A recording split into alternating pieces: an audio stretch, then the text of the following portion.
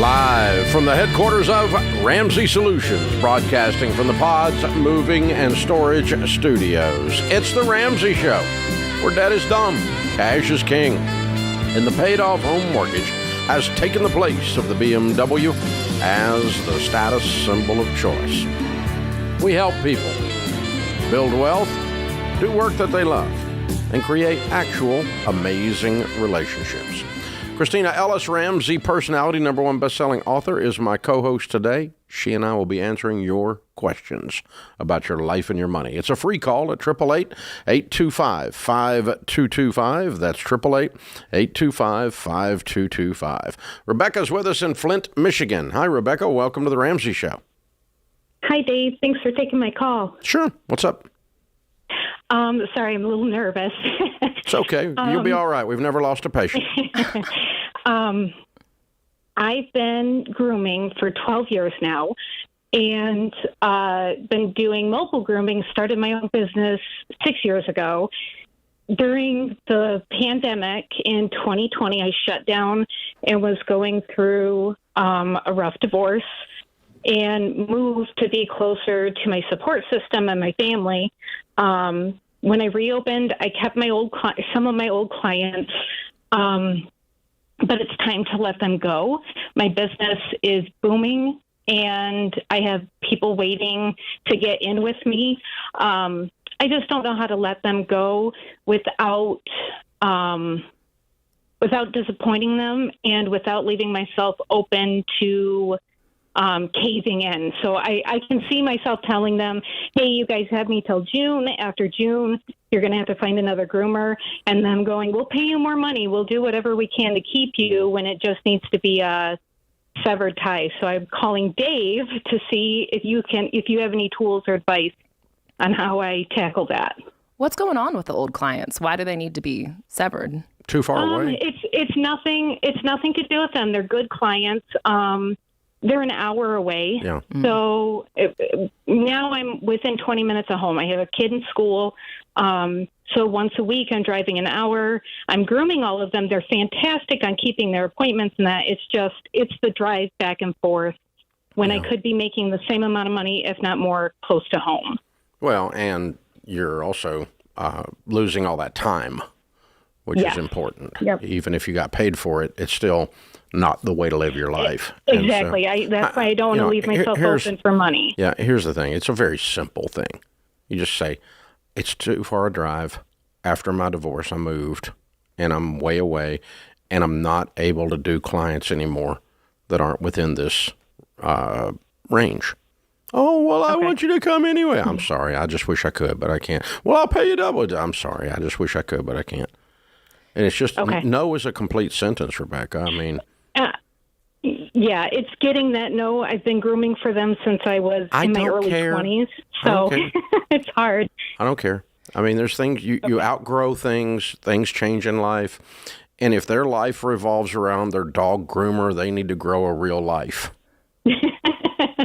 Well, Dave, should there be the option for them to drive to her? If you want to do that, that's fine, yeah. If you want to, I thought about that. That can make that kind of puts a wrench in things, because if they're late or don't show up, now I'm trying to find some place to groom from. The whole point of being mobile is convenience for the client. I show up and groom your dog. Yeah. So you don't want to do it. Then you're trying you to don't schedule want to do it around me. It doesn't make sense, And so, we had a lady that cleaned our house, and her husband moved to Oklahoma, and she wanted to go with her husband, so she can't clean our house anymore, because she's not going to come from Oklahoma to clean our house. And, she's a sweet lady. She's been with us for years. We love her. She's like a family member in a sense, but she's not a family member. And anybody with common sense knows that you're not going to come from Oklahoma to Nashville to clean a house. It doesn't make sense. So and that's the same discussion. It's just, you're going to have one or two that are unreasonable, emotional people, but that's just because they're unreasonable, emotional people, and you're just going to have to say, I can't do it. Now, I'm assuming you have enough. You said your business is booming. You got enough business lined up. You don't need them. Oh, no. Going out there is literally, I don't want to disappoint them. It's literally, you don't know how to say no. Yes. Yeah. Yes, exactly. Yeah, I'm so sorry. I just can't. The other thing you could do is, do you have a former competitor in that area that you could recommend with good conscience? I don't. That would make it easier to say, here's somebody to go to. There's not a whole lot of groomers. It's a very rural area out there. Yeah. Okay. Well, I can relate to your concerns as somebody who, Enneagram 3 doesn't like to make people unhappy. Those conversations can be kind of nerve-wracking. But if it helps, you may want to even write out a script before you go into the call where it's here are my boundaries. Here's what I'm going to say. So that once you get in it, no matter what they say, even if they're like, oh, man, and start making you feel bad, you've really thought through kind of the boundaries and what you want to say. And the big thing you got to think about is this. When I get off the phone, there's only one result. It's over. Okay. Breaking up is hard to do, but it's over. It's over. It's over. There's no negotiation. You're not attempting to get anything else out of this. You're simply notifying them that after June, little Fluffy's going to have to get his hair cut by somebody else. Pretty simple. And they'll be okay. They're going to be all right. They'll be all right. I mean, Rufus, the Shih Tzu at Ramsey Place, gets a mobile groomer that comes in and cuts his Shih Tzu hair off, which definitely needs to happen. And we don't have this in-depth familial relationship with the dog groomer. It's okay. Okay. They cut the dog's hair. That's what they do. It's okay. Dave, don't make this bigger than it is. It's just, no, I can't cut their hair anymore. Just like that. Yeah. Even if you run into intense dog dads, which apparently is a thing now. Well, I don't, there aren't, the only dog dads are other dogs. So I don't know. There's some people in this building who would argue with you. People don't make little dogs. Other dogs make little dogs. So we need to keep this in mind. But yeah, it's a little bit out of control. I'm kind of with Deloney on this one. All right. Joseph is with us in Austin, Texas. Hi, Joseph. Welcome to the Ramsey Show. How you doing, Mr. Ramsey? I really appreciate your call. Me and my cousin Calvin have been listening to you for a long time, so it's greatly appreciated. Thank you. Thank you, sir. How can we help? Okay, so I'm 19 years old. I'm in the Army. I'm in college. I'm about to get out in 2 years and some change. My plan is my ultimate goal is to buy a house. When I get out of the Army, I'm going to go back home to New Jersey, New York City area, and I get basic housing allowance, which is $3,500 for 4 years. I have about $25,000 saved up, and my plan is to, go. During that 4 years, you're getting the $3,500 stipend because you're going to be getting your education, correct? Yes, sir. Every month. Yeah, good for you. Hey, thanks for your service. It sounds like a good plan. No, I would not buy a house. While you're going through school, just be a college student, a 21-year-old college student. The government's giving you housing allowance. You got some money to cover rent, and just go to school. Just go to school. Don't get in the house business. Get in the college graduation business. Focus on one thing, because after you get out of college, it's highly unlikely you're going to be in that area.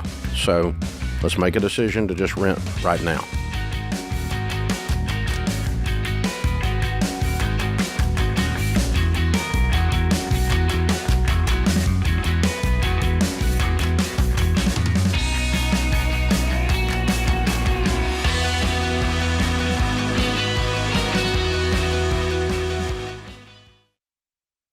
Life is full of firsts.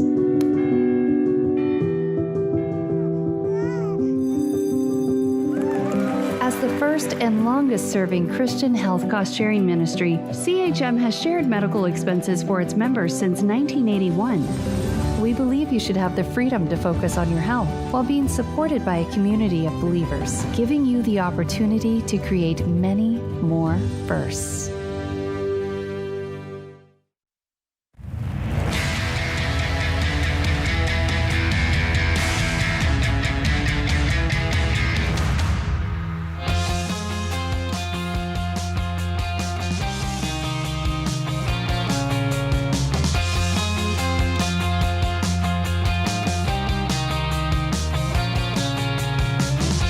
Christina Ellis, Ramsey personality #1 best-selling author, is my co-host today. The countdown to Christmas is on, and you have less than 2 days left to get free shipping and to get your gifts in time for Christmas. Go to RamseySolutions.com. Check out our new Ramsey apparel. We've got tees, hoodies, sweatshirts, all with your favorite Ramsey one-liners like "Live like no one else," or "Cash is king," or "Better than I deserve." And also check out Questions for Humans conversation cards. We have sold out of the Christmas version. We've sold out of the New Year's version, but we have the brand new regular second edition there is available, which will work just fine for your holiday get-together. And the Ramsey Gold Planner is out there, and the Rachel Cruz Red Wallet is out there. You have until December 8th, just a couple of days, to get free shipping and have your gifts in time for Christmas. RamseySolutions.com. Head on over there today. So NPR, somebody sent me the link today. I guess it was our producer, James, sent it. NPR, Stacy Smith, a writer for NPR, has a full article about a young lady paying off $18,000 worth of credit card debt, not making a lot of money, as a journalism living in Brooklyn. And she did this new craze that is sweeping the nation. Apparently, Gen Z has a brand new fad out called cash stuffing. It's a TikTok craze. Living on cash on the envelope system. It's called cash stuffing. Such a new concept. Oh, it's brand new. Just came out. The TikTok guys just figured it out. And so it's fun, though. I'm glad she did it. So she learned how to do the envelope system. I heard about the envelope system 36 years ago the first time from a guy named Larry Burkett, and I have a collection of antique envelope systems from the 30s, the 20s, the 40s, and the 50s. It was quite the thing. There was little envelope systems like Rachel Cruz's wallet, had the red wallet that we have in the store right now, all the colors, but the brand new red one also. It has pockets in it that you label with categories in your budget, and some things in your budget. From the very first day I started teaching this, Larry Burkett stole it from your grandmother. I stole it from Larry Burkett and your grandmother. We've been teaching people to do the envelope system, which now is called cash stuffing, if you're a cool Gen Z TikToker. So that's how that works. And so here's how cash stuffing, now that I know what you call it, here's how the envelope system that we've taught for 40 years works. It's pretty simple.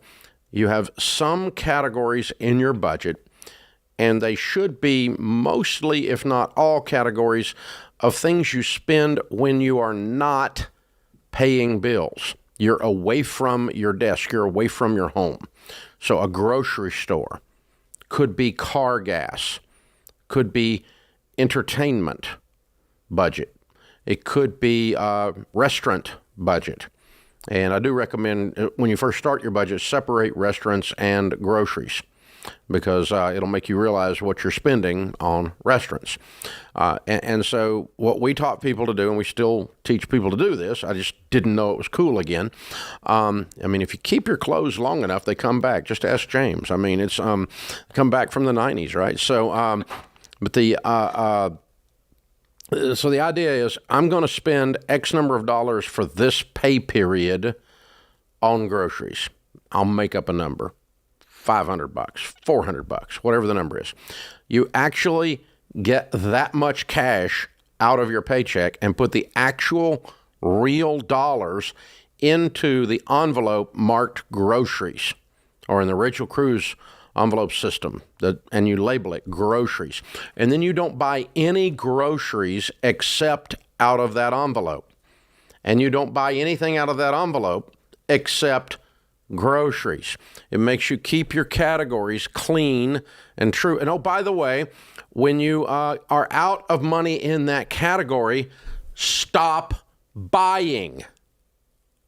And so this young lady goes to the grocery store in this article with $46 in the grocery store. $46 cash. For the week? Apparently. Or for the month? No. It's for the week. Okay. And I believe I have to go back and reread the article. Budget. That's being I mean, surprised. but she's like, I have to stay away from the fancy olive oil aisle because I really yearn for that stuff, and I'm not going to get it. And she's buying day-old bread and gets a whole thing, a loaf of bread, and she's like, okay, that's 20 slices. That means I get 10 peanut butter and jellies out of that. And so, and she's going down $2.36 80 cents, $6.38. And as she's walking through, she knows she can't go over $46 because that's what's in her food envelope. Well, and it feels different when you're spending cold, hard cash. Like when you actually are handing over something in that transaction that you don't get back, there's an emotional attachment to it. Well, the studies have shown, and one of the best studies was done at MIT, and they were studying the brainwave and the brainwave activity. And when you spend with real cash, it activates the pain centers of the brain. When you spend with plastic, nothing, no brain. But but anyway, no, I mean, it's just dead. There's no, but in other words, you have an ouchie moment when you spend cash because you have a realization. And you're right, Rachel Cruz pointed out years ago, and I had never thought of it, but she and I were doing an event together, and she pointed out when you hand, you think about when you were a kid, if you wanted to trade one of your toys to another kid for their toy. So there's a trade, there's a transaction. You give them yours, you don't get it back. Mm-hmm. They give you theirs. And so that's what happens with cash. We hand over president faces and we leave with a loaf of bread. So there's a transaction. There's a handing. You give up something and you leave with something. Visually, that doesn't happen when you spend with plastic. You give them the plastic, they hand you the plastic back and the loaf of bread. There's no transaction visually, to your point earlier. And that sounds so primitive, but it activates those parts of the brain. And you have to understand personal finance is 80% behavior.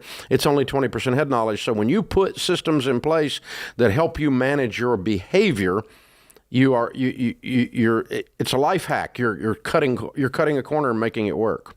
Well, and that's part of, when people say, I can keep credit cards and I pay them off every month. I'm not going to argue with the people who say that they can do that, but do you spend more when you do that? Do you not have that pain center go off? Like if you were actually spending cash, would you be a little bit more hesitant to buy that extra shirt, to buy that extra purchase that you maybe don't need? Oh, well, studies prove that you spend 12 to 18% more using plastic than using cash.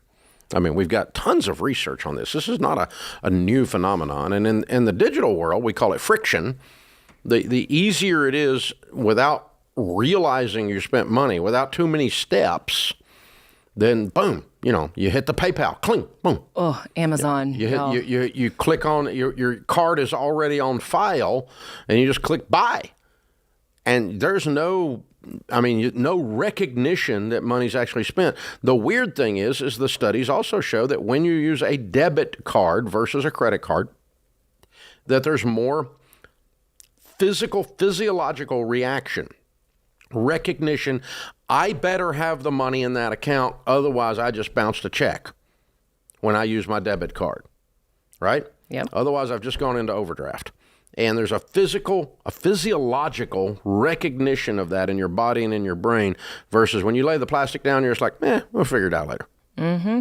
I think now, too, it's like the temptation keeps getting even higher because we've got Venmo where you can just transfer money so easy. A friend's going to be like, I'll pick up dinner and you can just send the money. We've got Amazon where it's one-click ordering. It's like everything. It's getting so easy to spend. So it's like even if you're using a debit card, I think it's getting more and more important to create boundaries around your spending so that you feel it. So that, even if it's an easy transaction, there's a little bit of pain or a little bit of boundaries to keep you in line. Here's the other side of the equation. Retired school teacher, retired Methodist pastor, $3.7 million net worth December of 2021. We're debt-free multimillionaires drowning in a cosmic ocean of grace. Giving is the most fun we can have, not involving fat, sugar, or chocolate. I feel like we're speaking to ourselves. We're childless, but we have 16 kids that we support, so we have 16 children. Very cool. See, that's what happens when you stuff cash.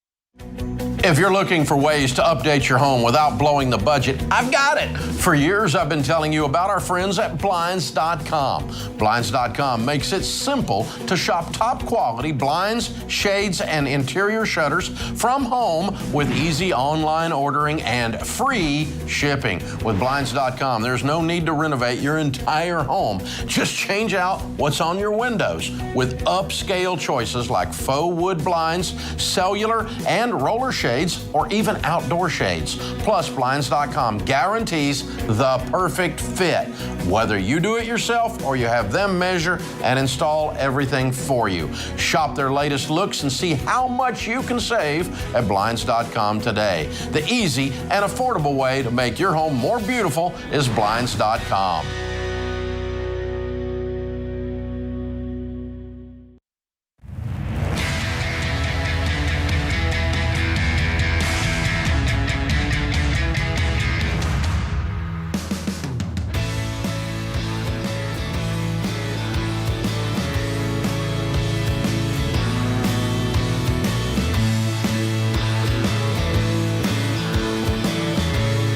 Christina Ellis, Ramsey personality, #1 best-selling author, is my co-host today in the lobby of Ramsey Solutions on the debt-free stage. Jim and Ashley are with us. Hey, guys, how are you? Good. How are you guys? Better than we deserve. Where do you guys live? We live in Clarksville, Tennessee. Oh, just up the road. Yeah. Cool. Well, welcome to Nashville. Good to have you. Thank you. And how much debt have you guys paid off? $625,000. Oh! Wow. How long did that take? 30 months. Okay. There's a story here. What's your range of income during that 2.5 years? We started around 45,000 and ended at 67 plus a side hustle, or excuse me, 60,000 plus a $7,000 side hustle. Gotcha. What do y'all do for a living? I am an office manager at Crow Estate Planning and Probate. Mm-hmm. And I'm a stay-at-home dad. Cool. Good for you. Okay, how do you get rid of $600,000 on $45,000 income? That doesn't work. You must have sold the house. We sold our rental in California. Ah, okay. All right. And what did it sell for? It sold for $810,000, and we used some of that money to pay off our house in Clarksville, Tennessee. That's fun. Yep. What's the house in Clarksville worth? I think it's about $325,000. Okay, very good, very cool. Good for you guys.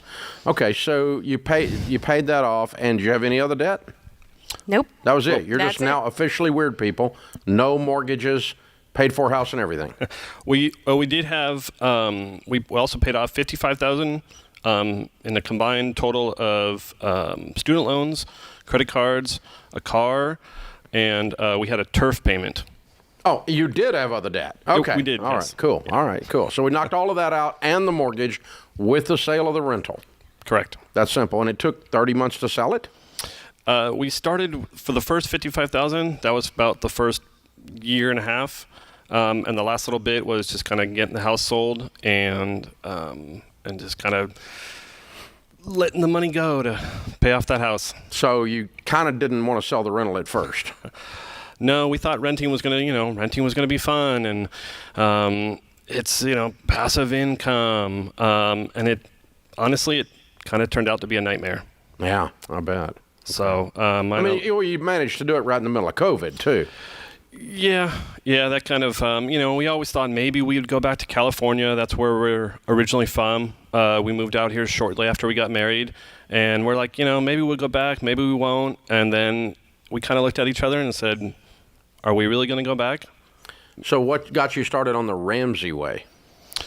Well, in about 2020, I started with the podcast, and about a month or so in, I had sent a text message to a mentor that I had, and I said, hey, I'm listening to the Dave Ramsey Show. What do you think about this guy? I'm interested to hear your piece. And he said, Dave's a great guy. Keep listening. And so that kind of got me hooked. I bought the Total Money Makeover shortly after, and like I said, the rest is history. Wow. Very cool. Just like that. So, Ashley, he's got the podcast going. Is he giving you a hard time? We've talked about reading the book, and he pretty much just every day I'd come home and he'd talk about the plan and the baby steps, and then we would talk about knocking each one of them out, and then he listens to the podcast every day, and so when we're in the car we listen to it or we watch it on YouTube. So Just no fun anymore. It's really cool though to see everybody, come from different walks of life and really stick with the plan and be able to pay everything off. Yeah. It's awesome. So you sold the house. What else did y'all do in this journey? Because you mentioned the side hustle, a $7K side hustle. What was that? So we cleaned my offices that I work for in Clarksville and in Hopkinsville. Okay. That's awesome. So what would you say is the key? Because there's a lot of people who are looking at that number thinking, whoo, that's impressive. What's the key to getting out of debt? Stephen Covey has a really good quote that says, begin with the end in mind. And our definitely end goal was to be stress-free, to really, like you said, live like no one else so that, we could live like no one else. And I think that was our biggest goal. We wanted to change our family tree. We didn't want to be like everybody else, because normal sucks. Amen. Good for you guys.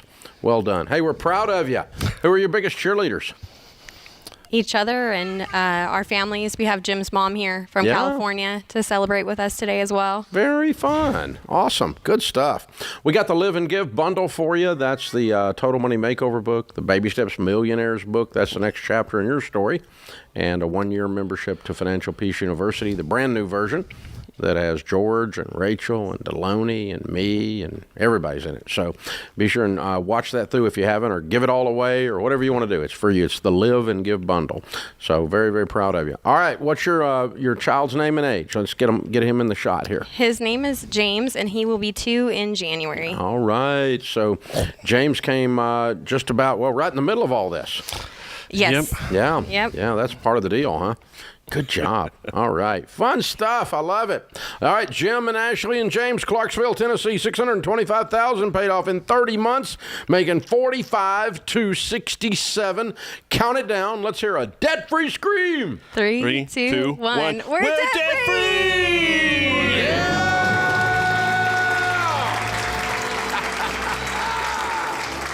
That is how it's done. I love it. Wendy is with us in Omaha, Nebraska. Hi, Wendy. Welcome to the Ramsey Show. Thank you for taking my call. I appreciate that. Sure. The reason why I'm calling is I wanted to know if my ideas of moving to Japan to be close to my grandma is a financially good idea. I'm a school teacher for the past 20 years, and I raised all my 3 kids as a single mom. So I don't really have much of a retirement other than the 403B that I received from the school. Mm-hmm. And I do own a house. I mean, I think I still owe about $98,000, but it's worth about $275,000. Good. How old are you? 49. Cool. So you want to go to Japan and do what? Be maybe administrator. I do have a 2 master's degree, so I'm hoping to get into an international school or something and get into administration. You'd be near your grandmother. You'd be making a lot of money, a lot more than you make now, right? Right. I'm hoping to. No, I wouldn't go if you don't, because it's very high cost of living. Right. And so, I talked to a guy yesterday, as a matter of fact, that was in the IT world, and he moved his family, and they lived in Japan for 3 years, and the company he worked for furnished all housing, and they doubled his income. And so they looked at it as a short-term adventure, and he piled up a huge pile of cash in a short period of time. But if you're going to go over there and make the same amount of money and the cost of living be twice as much as it is where you are, no thank you. I don't want to do that. Okay. Okay. What do you make now? I make a 70. You should make 150 with a master's in administrative. Yeah, I haven't tried for the administrative positions yet. So. Yeah. Well, I mean, but no, I wouldn't go over there and make the same. You're going to go backward if you do. Mm-hmm. What about your kids? You're going to leave them behind, right?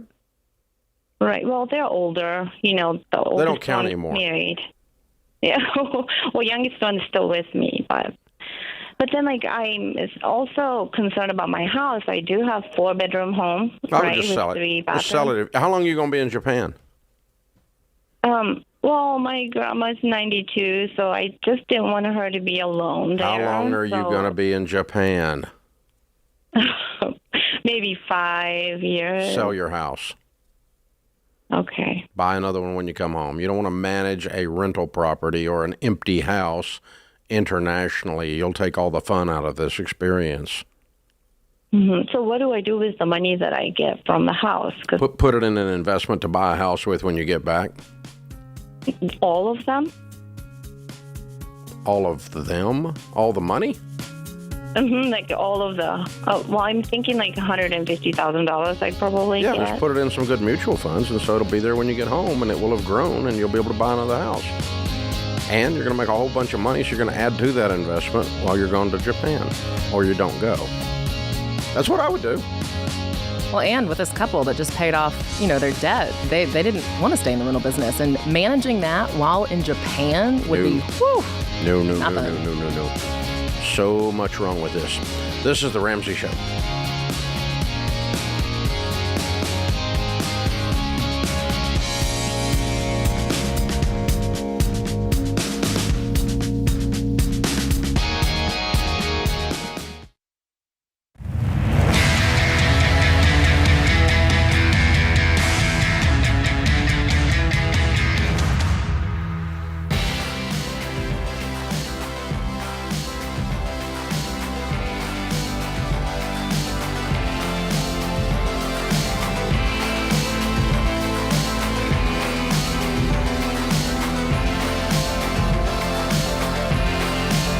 Hey guys, thank you for joining us. Christina Ellis, Ramsey personality, #1 best-selling author, is my co-host today. If you like this show and you want to help us out, we would appreciate the help. We do need the help. We need you to do 3 things regarding the show. #1, if you watch the show on YouTube, subscribe. If you listen on a podcast, subscribe, versus just dialing in and checking it out. The subscriptions change the algorithms on the internet and on the different platforms, and it serves it up to more and more people to be recommended if you're subscribing. So thank you for that. Leaving a review does the same thing. 5-star reviews only, please. Thank you very much. And share the show. If you're listening on talk radio, tell your friends about your local radio station to tune in. And of course, you've got share functions on Spotify or Apple or YouTube that you can actually send the link and click a share button, whatever, however that particular platform works, but help us spread the word. It turns out all of our internal data indicates by far our best promotional thing to help us get the word out of this information is you telling someone about it. You are a big deal. Thank you. We appreciate you. Jared is in Altoona, Pennsylvania. Hi, Jared. Welcome to the Ramsey Show. Hey, Dave and Christina. I hope you guys are having a good day today. We are. How can we help? Yeah, so my question kind of in a whole package deal today is my grandparents had their retirement funds in a annuity that matured after 10 years, right? Mm-hmm. And about around last year, I looked into what their retirement plan was, and it looked like that their retirement was basically getting 0 interest per year on that annuity, but they were still taking out their fees and their expenses, that the service that they had it in. And so I decided that I was going to manage their funds for them, and I decided to pull that retirement out and roll it over into a traditional IRA. But doing that, it was a 5% penalty because it was only 5 years into the annuity, and it was supposed to be. Oh, you made that up in 1 year. That was brilliant. Yes. Yeah, if they were making 0 and you moved them into mutual funds making 10 or 12, they made 10 or 12 the first year. They lost 5, so they only netted 7. After that, they make 10 or 12. So absolutely, I would have done that. The only thing is, it was around last year, and now the market crashed. Oh, the market didn't crash. The market went down, and it hadn't come back up. But, I mean, overall, over the scope of their lives, unless they die this year, this is a brilliant move. But, no, I mean, you know the market can come up and down, but the average of the market has been 11.8% since it started. Mm-hmm. And so, let's say you cost them 5 and you made them 11, then you made them a net of 6. Now, this year, you may or may not do that. Probably not in 2022, but 2023, you'll be fine. And 24, you're going to be just fine. I mean, some years you could make 17%, right? I mean, it's an average. Yeah, I guess I was just nervous because, I transferred it all over. They dropped, there's probably $100K in it, and then, $5,000 off the top just came off of that. Well, and then they it lost dropped another 12. 20%. Yeah, then they lost another 12 or 13. Yeah. Yeah. But it's not, you didn't lose it until you cash it in. Right. No one gets hurt on a roller coaster except those that jump off during the ride. Yeah. You did the right thing, Jared. Okay. It's exactly what I would have done. All right, perfect. That's all I want to hear. Okay. Thank you. Yeah, that's Thank hard. you so much. Yeah, thank you. So the important thing to remember, folks, is this. You cannot take a single snapshot when the market's down and use that to make your judgments about your long-term investments. That's a moment in time. You can't take a single snapshot when the market's way up and go, well, I made 23% on my money last year, which I've had years. I made more than that, Well, but that's not the norm. I mean, you can't count on 23%. No, but you can count on the averages. Well, and Jared, I didn't ask his age, but he sounds young. And if he's Gen Z millennial, this may be his first time seeing the market go down significantly. So it is kind of scary. If you've, gone through this season with COVID where it's been lots of highs and a lot of people have been winning in the market, and then all of a sudden it goes down, it's easy to go, oh my gosh, I've never seen this before. But somebody like Dave, you've talked about how you've seen the roller coaster throughout the years. Somebody, are you saying I'm old? Are you saying I'm old? Somebody old like Dave. Yeah. But I mean, seriously, that's it. Pan back from the moment and get not only a little bit of the future in your peripheral vision, but a whole bunch of the past in your peripheral vision, and you see the trend across something more than 1 month or 1 year. Because if you take a 1 month or 1 year trend in any investment and use that to make your decisions, you're going to make a bad decision. Now, I wonder, too, if some of that anxiety he was feeling was the fact that it's his grandparents' money, and they're probably needing that money right now. What would you say to that concern of, if it was Jared's money specifically, it'd be a lot easier to go, okay, I'm not worried about it. I'm not going to retire for 40 years. Here's the thing. If you left it where it was sucking. For sure. It was going to go. It was going to, it's costing him money every year, sitting where it is. He did the right thing. His anxiety is that he just wanted to make sure he did the right thing. For sure. But for retirees right now who are feeling really nervous about the market, what would you say to them? You don't need the money. When you retire with $1 million, you don't cash $1 million out and set it at the kitchen table. You leave the $1 million in the investment, you live off the income. And so if this year the investment didn't go up, and so by taking some money, okay, let's do this. Let's take the 100,000, okay? Market's down 15%, all right? And you wanted to live on 10% of your investments. So if you had $100,000, you wanted to live on $10,000.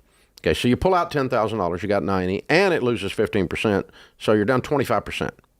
Okay? Mm-hmm. Now, the next year, it comes up 10%, 15%. Comes right back up, and you still pull off $10,000. If you keep doing that math every year, up and down, up and down, up and down, and it averages 10 or 11%, and you're pulling off 10%, you will get to even. You'll get back to the 100, and the 100 will just sit there over time. Some years it'll be 110, some years it'll be 90, and it'll be back and forth, right? But you're pulling off 10 the whole time, and it's gonna vacillate back and forth. So you're gonna be just fine. And so that's the thing. It goes down, but it's not down permanently. So it'll keep coming up, and they can live off the income. So the point is, you never, in any of this case, took out the 100.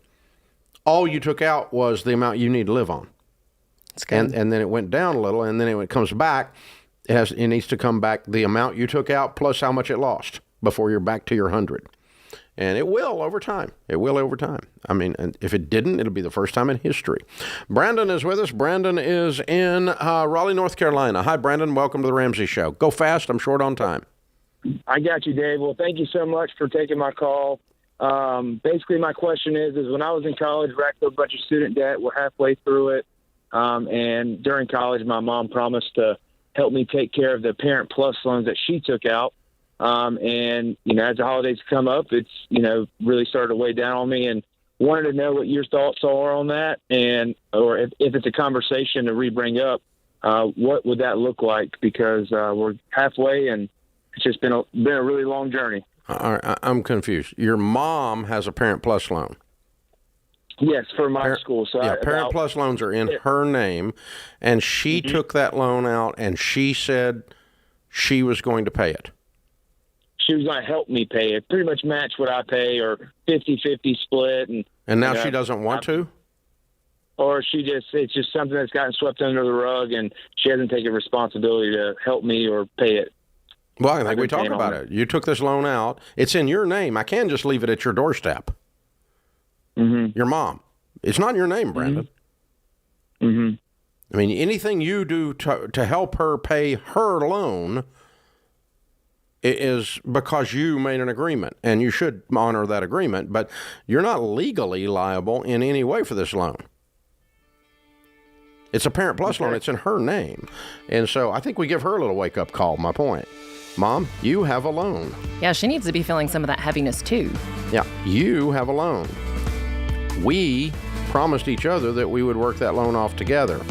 I'm not going to knock that loan off by myself because you have a loan.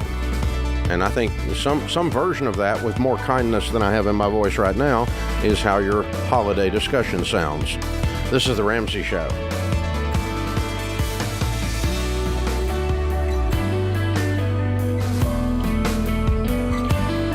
Have you been inspired to make a change with your money?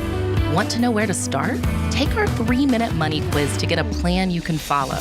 Go to RamseySolutions.com and search for Get Started to get a plan for your money.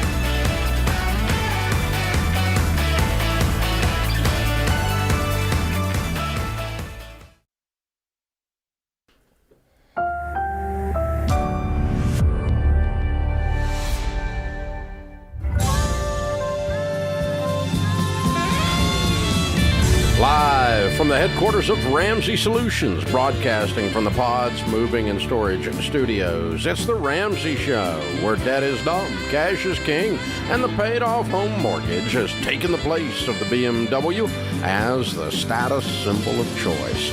We help people build wealth, do work that they love, and create actual amazing relationships. Christina Ellis, Ramsey Personality, is my co-host today. Open phones at 888-825-5225.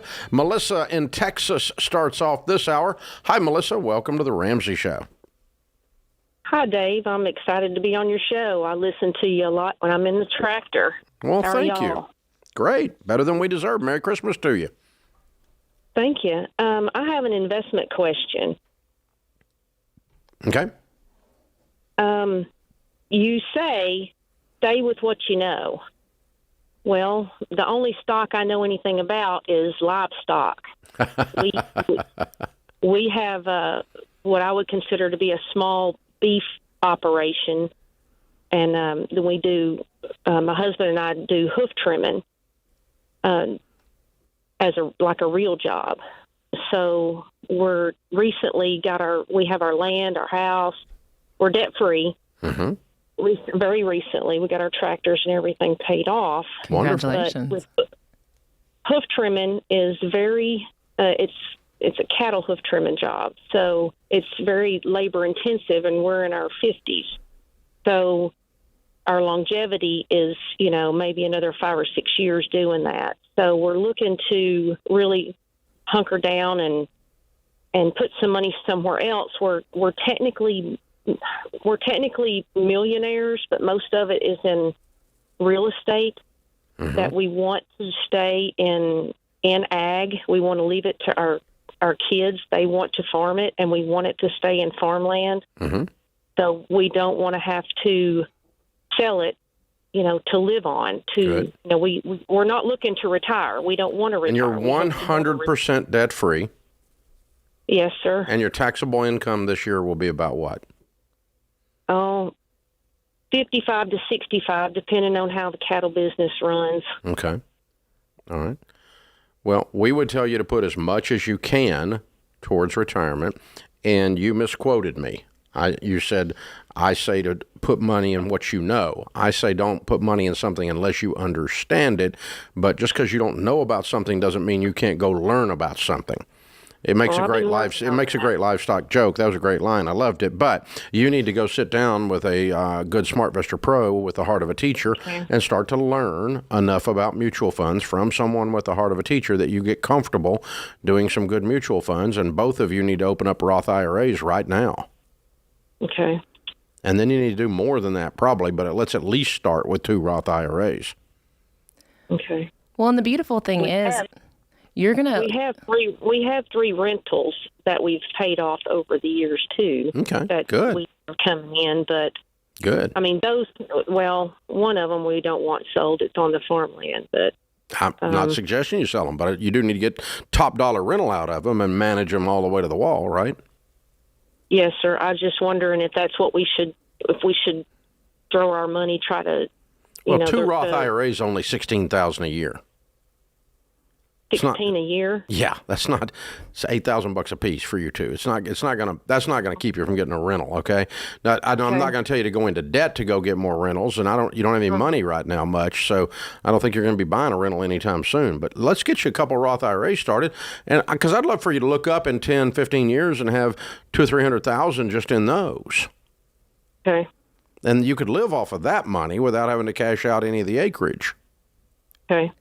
And I know it feels overwhelming because you're, like you're saying, you don't know this area and this space, but the amount you're going to need to learn is not a lot when you sit down with a SmartVestor. You need to have somebody who has the heart of a teacher, but they're going to really walk this through you. So some of that intimidation factor, once you sit down with them, that's going to go down. And you don't need to become an investment professional yourself. You don't need to understand exactly how all the details of the stock market work. You just need to figure out, the best strategy for your money. Well, you got to understand the basics of what you're putting your money in, so that if you hear something on the news, it doesn't freak you out.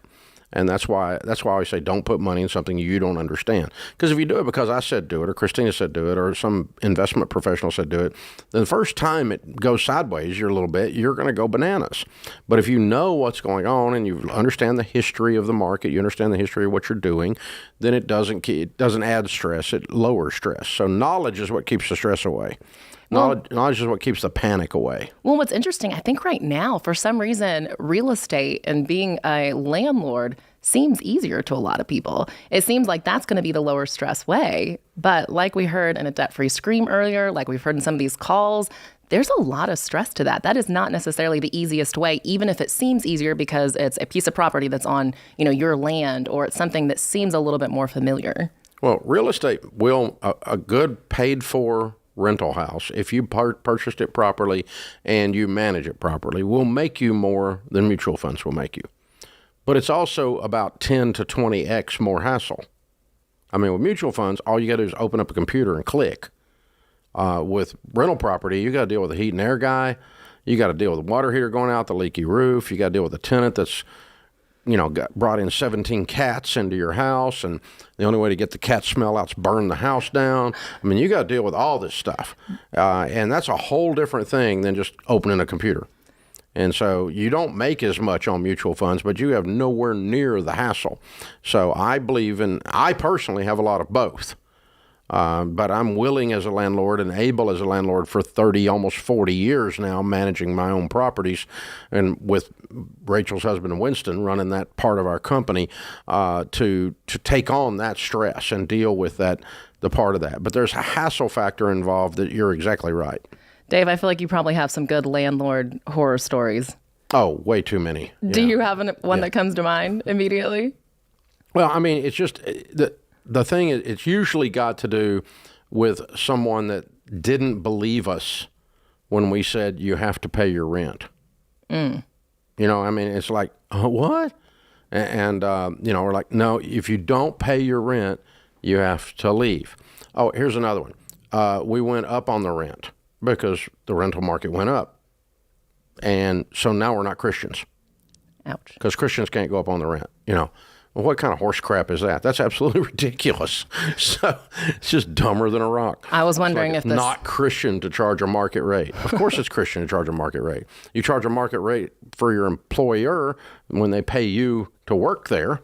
And if you don't get paid enough, you go work somewhere else. Well, that's not unchristian. That's just managing your life well. But yeah, that's the kind of landlord stuff you get. You get everything in the world. You get all this emotion and all this drama and all these other things in the residential properties. Now, the commercial properties are a lot easier. I was wondering if the 17 cat story was real. If that's something yeah, I mean, I've had them. Yeah, I mean, we've had them. We have a no pet policy. We love dogs and don't love cats, but we don't even allow them to have dogs. I mean, because they just tear up everything. Yeah, so we've got a no pet policy, and sometimes they just choose to not abide by that, which means they choose to leave. I was hoping for something juicy, Dave. It's not that juicy. It's just drama. This is the Ramsey Show.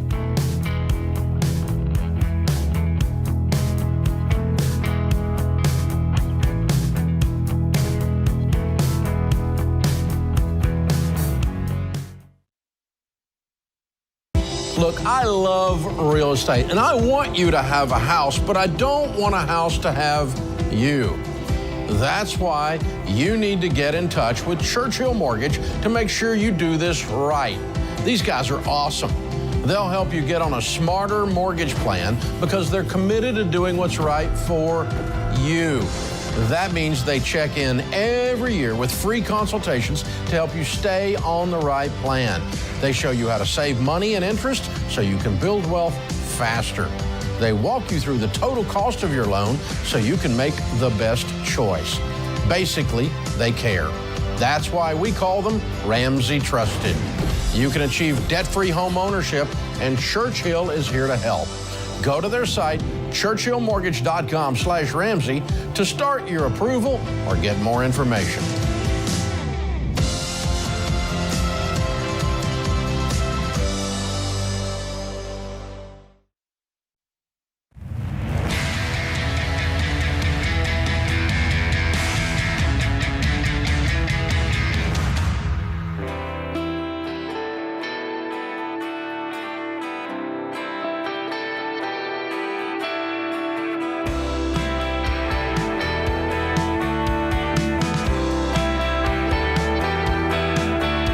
Christina Ellis, Ramsey Personality, is my co-host today. Open phones at 888-825-5225.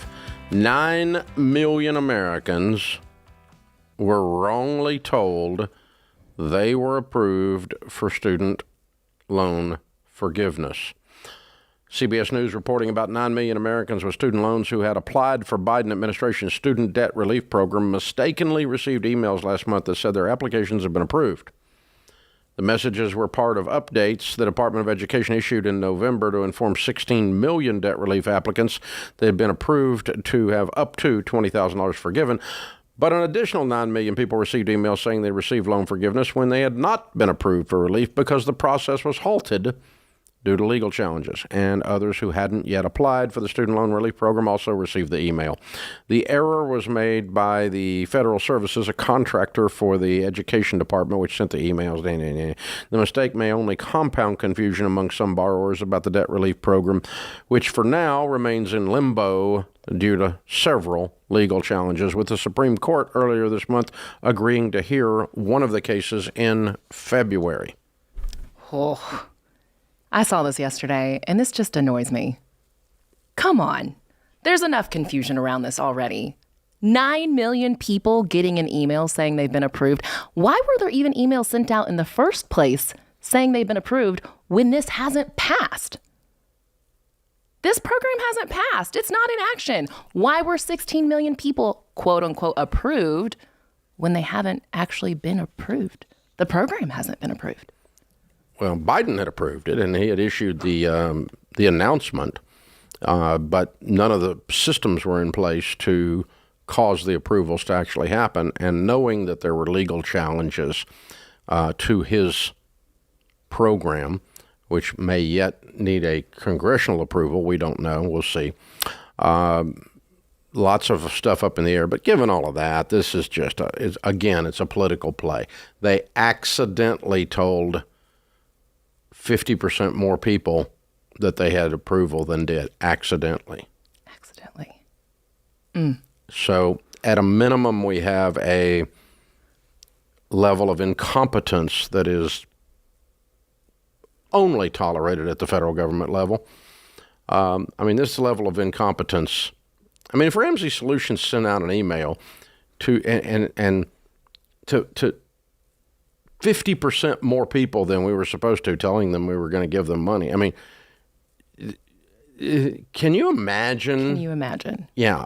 That level of incompetence in the business world, how we would have reacted to the people internally that did that. Right. It would be a train wreck. Yeah. And instead they went, oh, oops.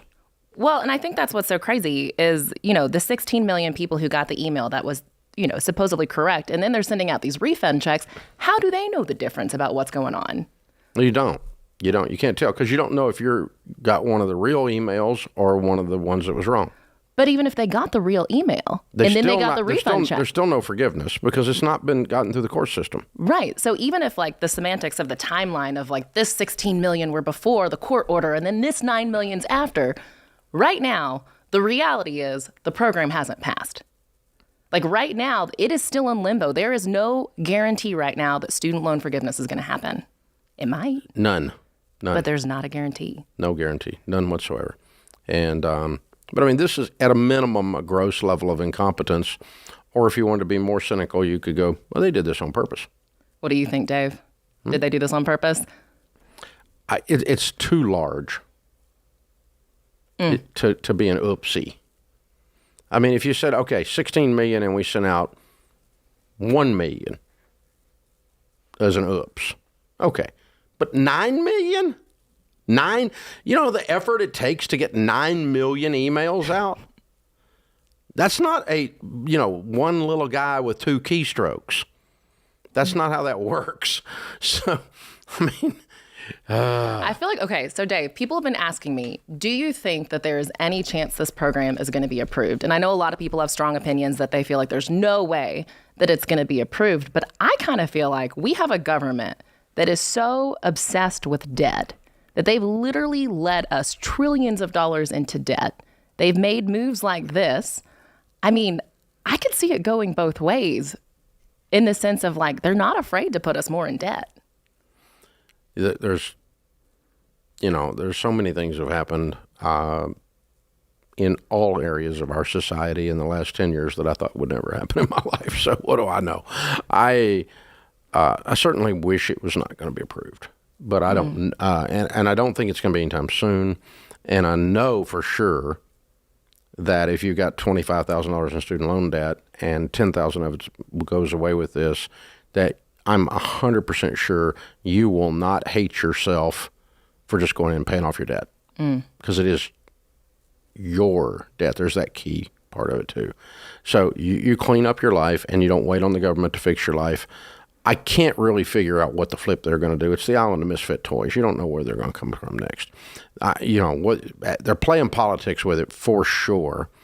But under there somewhere is also the belief that they should actually do this at some point. And so I don't know how long they got to wear out the court system, whether they got to run it through Congress, what has to happen. But, oh, my gosh. I feel like for me, if it gets approved and people get their loans forgiven, I will cheer for the people who are out of debt. I will cheer for the people who had their debt reduced. What scares me, though, is what is happening with kind of the trickery and confusing people. And that's where I'm go ahead and pay off your loans now. Because that is the thing you can do to control the situation. This is so up in the air. I think this is really confusing a whole generation on what the responsibility is with debt and what they need to do to get control of their finances. So, man, it just breaks my heart what's happening because I've seen the pain in people's voices when they're like, man, I thought I was debt free. I was counting on this $20,000 in student loan forgiveness. I'm a Pell Grant recipient. And then they're like, wait, what? Am I debt free or am I not? And that's just sad. You can get debt-free regardless. This is what happens when you wait on the government to fix your life. All right. Up next is going to be Trevor in Washington, D.C. Hi, Trevor. Welcome to the Ramsey Show. Hey, how's it going? Thank you for taking my call. Sure. What's up? I figured I'd just give a quick little background in my question, and then we can go from there. Does that sound good? Sure. Cool. So I'm 23 years old, and I make $75,000 a year. I have $6,000 of debt and about $4,000 in the bank.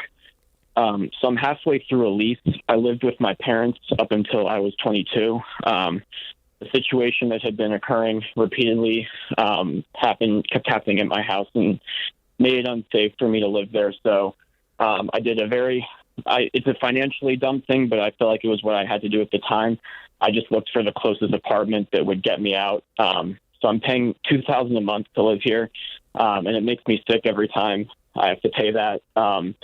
And I'm not going to have a ton saved up when my lease is up in 6 months. I'm kind of just looking for some advice on what some next steps could be. Why don't you find a more affordable rental?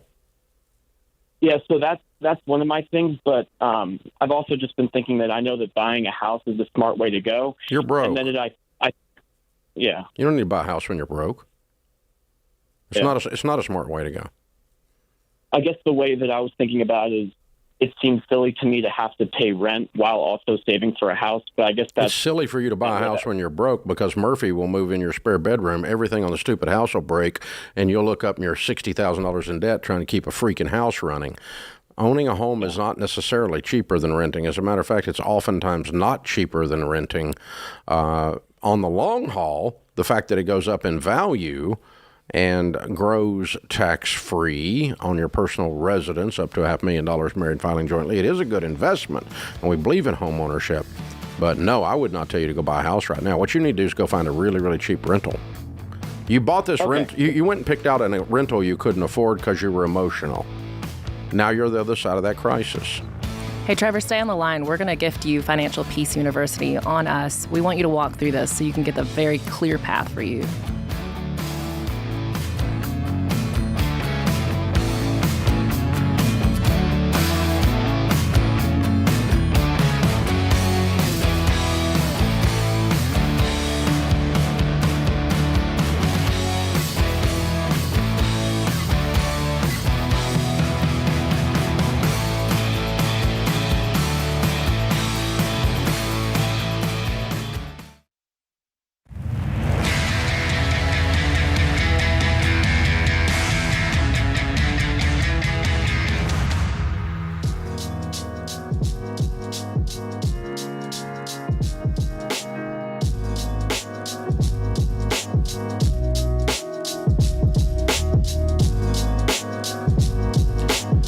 Christina Ellis, #1 best-selling author, Ramsey personality, is my co-host today. Jeff is with us in North Carolina. Hi, Jeff. Welcome to the Ramsey Show. Hi, Dave. Thanks for your time. Sure. How can we help? My wife and I did your Financial Peace University class around 2 years ago, and it was a absolute phenomenal class. My wife had ended up quitting her job around the same time, and we paid off way more debt with one income than we ever did with two. And we've been a single-income family for the past 2 years, and we were doing quite well on baby step number 2. We've had some unfortunate things kind of happen, and we kind of turned into the ish pig, and we're back down to step 1, and we're trying to get gazelle intense again. And kind of want your opinion on and some guidance on what would be the best route. We've been working with the law firm to try to get my wife approved for disability. She does have some medical conditions, and she was denied once, but they did state that she was partially disabled. So we're debating whether continuing down that route is the best route, or she's talked about going back to work to get a part-time job, possibly with still being able to take care of the kids before and after school, or whether it would be better for her to go back to college for some kind of associate's degree. So we're just kind of debating on which route would possibly have the best benefit long-term. And I was kind of hoping you could give your insight or your opinion on which one would potentially be a good route to try to continue to go towards. I feel like there's a bit more with the situation. So originally, when she quit her job, did she quit to stay home with the kids?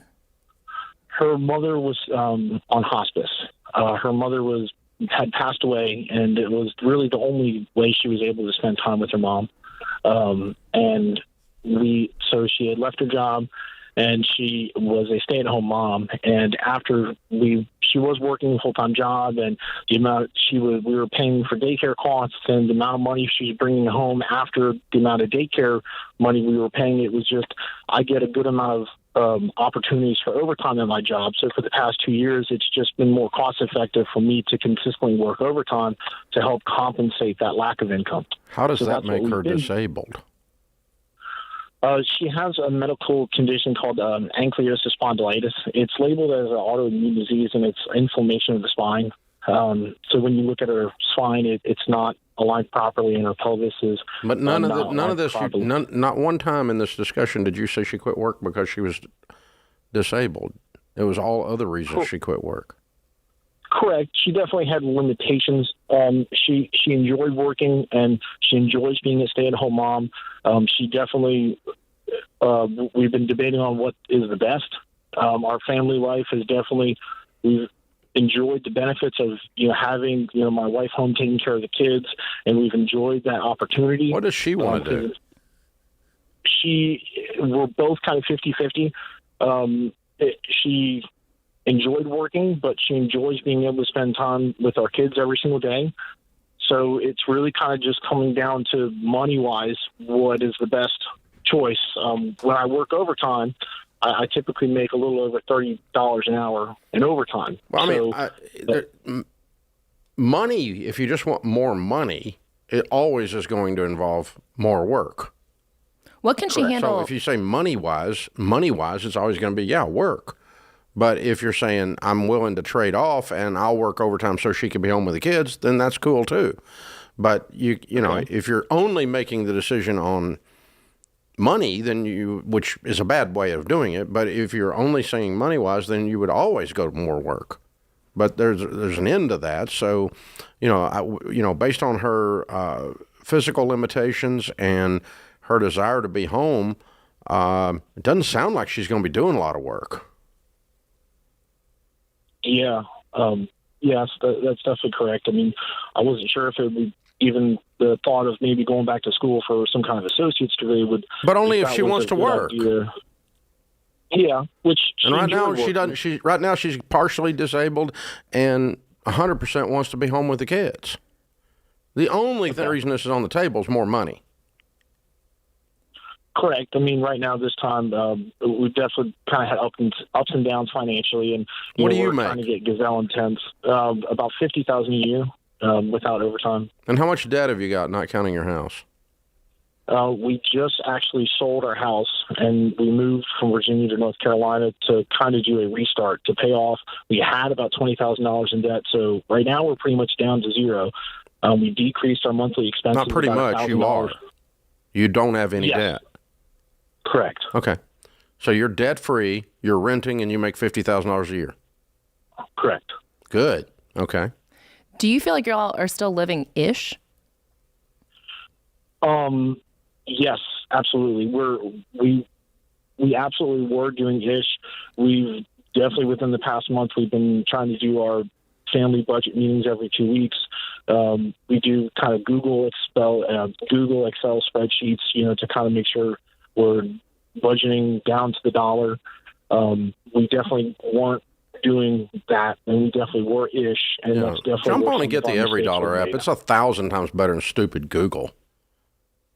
Yeah, it's free. When we did the family, when we did it, it was your class, Financial Peace University. The Every Dollar app was phenomenal. Yeah, well, go get the app. It's free, and you can run the basic budget on it. If you're part of Financial Peace, you can do the expanded version and tie it to your bank and all that. But the Google spreadsheets suck. I wouldn't do that. Just do something. And so here's the thing. You guys need to make a list of the things that. And then force rank their importance, okay? Thing one. Okay.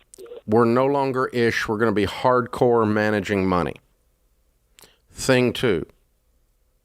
The pain, physical pain, and discomfort associated with disability. Thing three. I want to spend time with the kids in your wife's voice. Thing four. I want to go back to school and have a new career. Thing five, we want to save towards a house. you cannot do all of these at one time. You cannot address the disability, stay home with the kids, and work and go to school and expand. She cannot do all. You need to pick one, and you need to go with that one for now. And you need to and say, so it sounds something like this, okay? In order for her to be at home, you are working overtime, and you are going to stick to a freaking budget like your life depended on it. Right. Or she's going back to school and going to have a big career, and I'm not going to whine about not being with the kids all the time, or about my disability, or, whatever. But let's pick a plan and go all in on that plan that is a sustainable plan mathematically. Well, and she could go get more work, but if you're living ish, it's not even going to feel like you are making more money. Her income is not the problem. Right. It's that you guys are not, you're trying to do 73 things at once. There's like, you've got to force rank this stuff and go, okay, I'm willing to pay a price to be at home with the kids. Or, it's inconvenient, but for right now, I want to make more money and get us back into a house in our new place in North Carolina. So for right now, for this season, I'm going to work like a crazy person, both of you. In all of these scenarios, you're going to get on your stinking budget and stick to it, because it's what takes you to where you want to go. It's the vehicle, it's the car that's taking you to your destination is the budget. And it's the indication of whether or not you're half-butt doing this stuff or not. And you got to have to go, okay, because you cannot half-butt do this stuff, her stay at home, and you guys, it's not sustainable. Well, and if she goes back to work and she's dealing with the pain associated with that disability, I don't want your money to just be flying out the window. If she's willing to work and deal with all that, I want you all to actually see progress from that. Yeah, you really got to you need to turn TV off, put the kids to bed, and really kind of write these things down and force rank them. This is the most important one. This is the second most important one. The fifth and sixth ones, you're not going to get to do right now. You don't have the bandwidth. No one does. This is The Ramsey Show.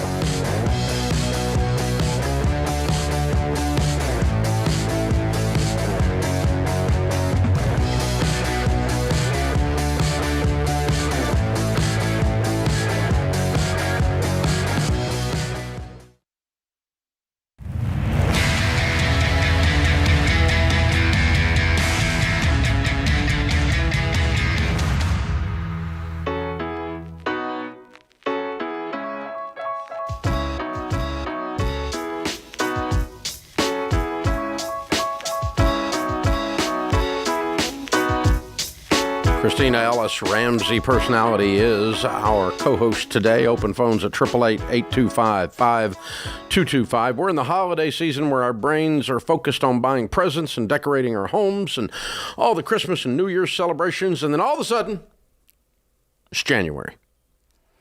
And in some people's cases, they wake up in January with a financial hangover. And in other cases, it's just a chance to start fresh. And you recommit to no longer being ish. Set yourself up to start the new year strong by joining us for one of our wealth building live events. The first one is here in Nashville on January the 12th. It's a one-night event, and it'll help you kick off 2023 feeling confident about your money, even in this crazy economy. Join me and all the Ramsey personalities as we walk you through a simple but proven plan to get on track and build wealth, even in this weird inflation recession crap going on. It is possible. We just wrapped up and sold out our fall season. We had a sold out spring season before that. This spring will sell out as well. It hasn't yet, though. You can still get tickets.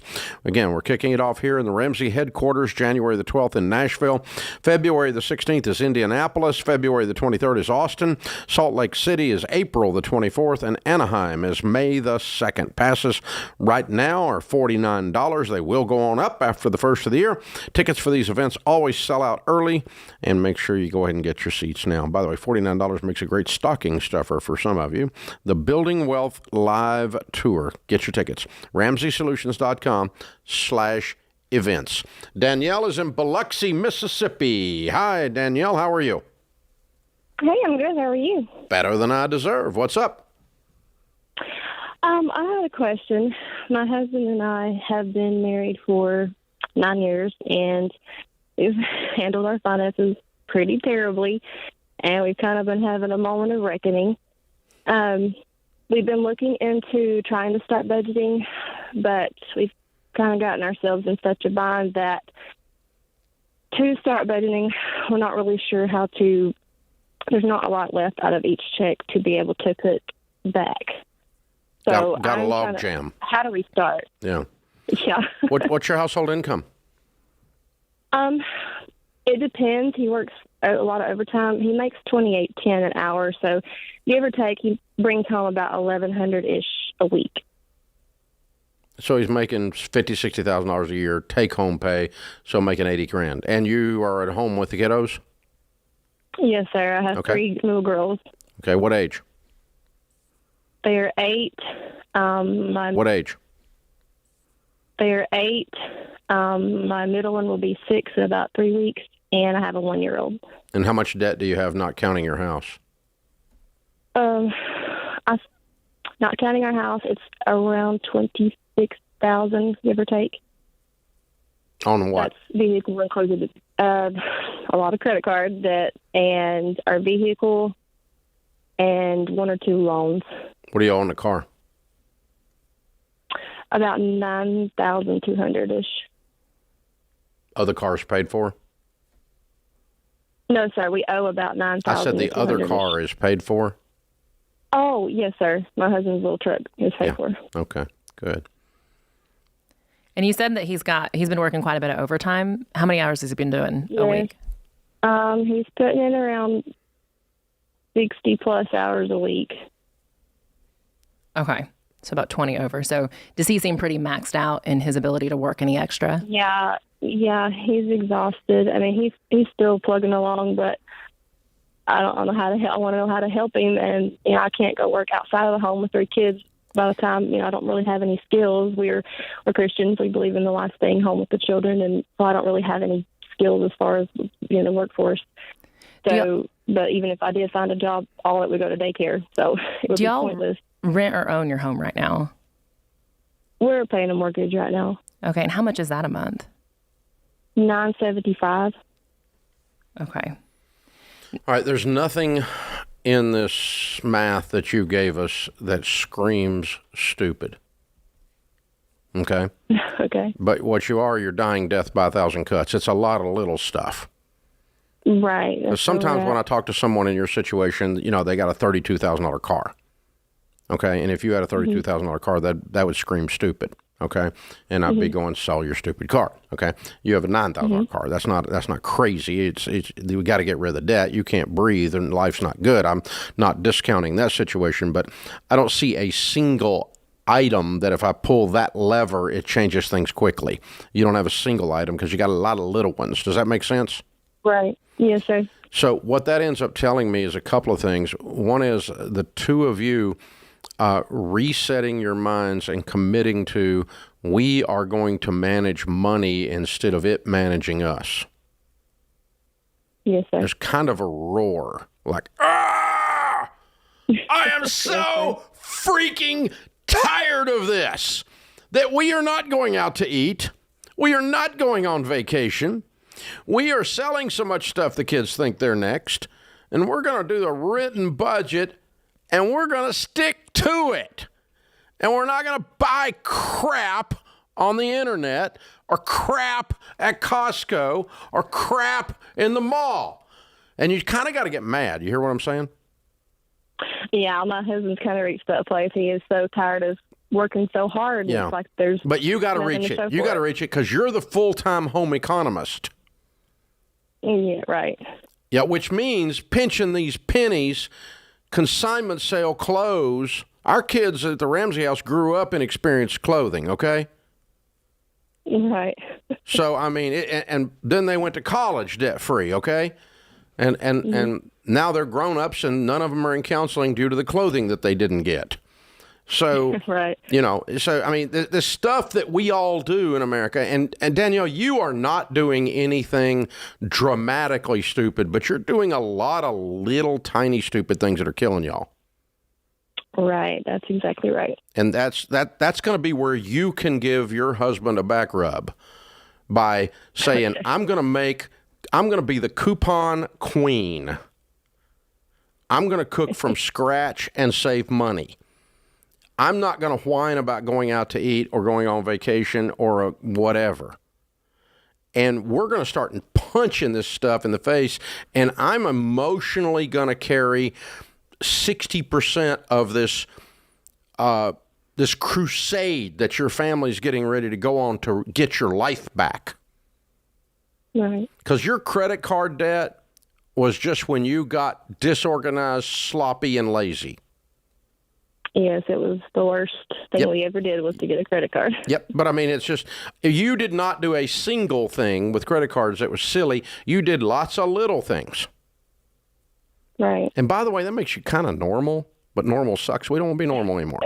It's not fun. Right. All right. No, so it's not.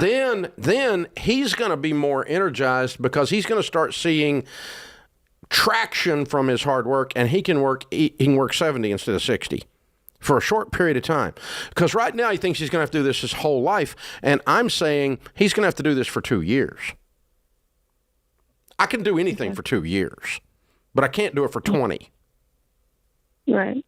And so right now he feels like a rat in a wheel because he's working all the time and getting nowhere. Right. But if we're working all the time and we're making traction and we got rid of that credit card, then we got rid of that credit card, then we got rid of that credit card, and now we got the car off. And God, think about what it'd be like to have no payments but a house payment around your place. It'd be wonderful. Yeah. I mean, Lord Jesus, this would be fun. This would be good. Well, and Danielle, if you want to work, if you want to contribute financially, I wouldn't write off your ability, to figure that out. There's a lot of moms who watch an extra kid or two in order to get a little extra income. So, I mean, dog walk for the neighbor. I mean, and involve the kids in it. You can do all kinds of crap that's $20 and $30 an hour, and do 10 of those things a week, and never be away from your kids. You can do all that while they're at school. So you're perfect. We think people like you are awesome because you are ready. That's why I'm excited for you. That's where all this volume's coming from. So you hold on. We're going to put you through Financial Peace University, you and your husband. It's a 9-lesson class. You hang on. We're going to pay for it. And I want you to call me back, and when you're scared and when you're beat up and when you don't know what to do, we're going to cheer you on. And then when you finally make it, we're going to do a debt-free scream together. So you hang on the line. Austin's going to pick up. We're going to take care of you, kiddo.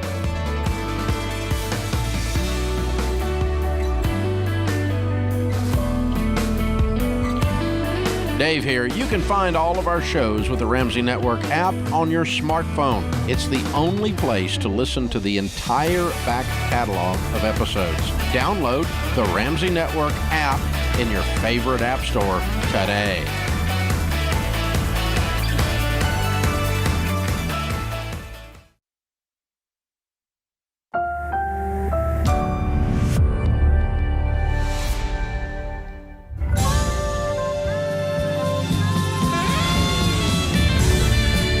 Live from the headquarters of Ramsey Solutions, broadcasting from the Pods Moving and Storage Studios. It's the Ramsey Show, where debt is dumb, cash is king, and the paid-off home mortgage has taken the place of the BMW as the status symbol of choice. We help people build wealth, do work that they love, and create actual amazing relationships. Christina Ellis, Ramsey personality, #1 best-selling author, is my co-host today. Our phone number, if you want to talk, is 888-825-5225. Nicole is with us in Orlando. Hi, Nicole. How are you? Hi, good, and yourself? Better than I deserve. Merry Christmas to you. How can we help? Merry Christmas. So my question today is two-part question.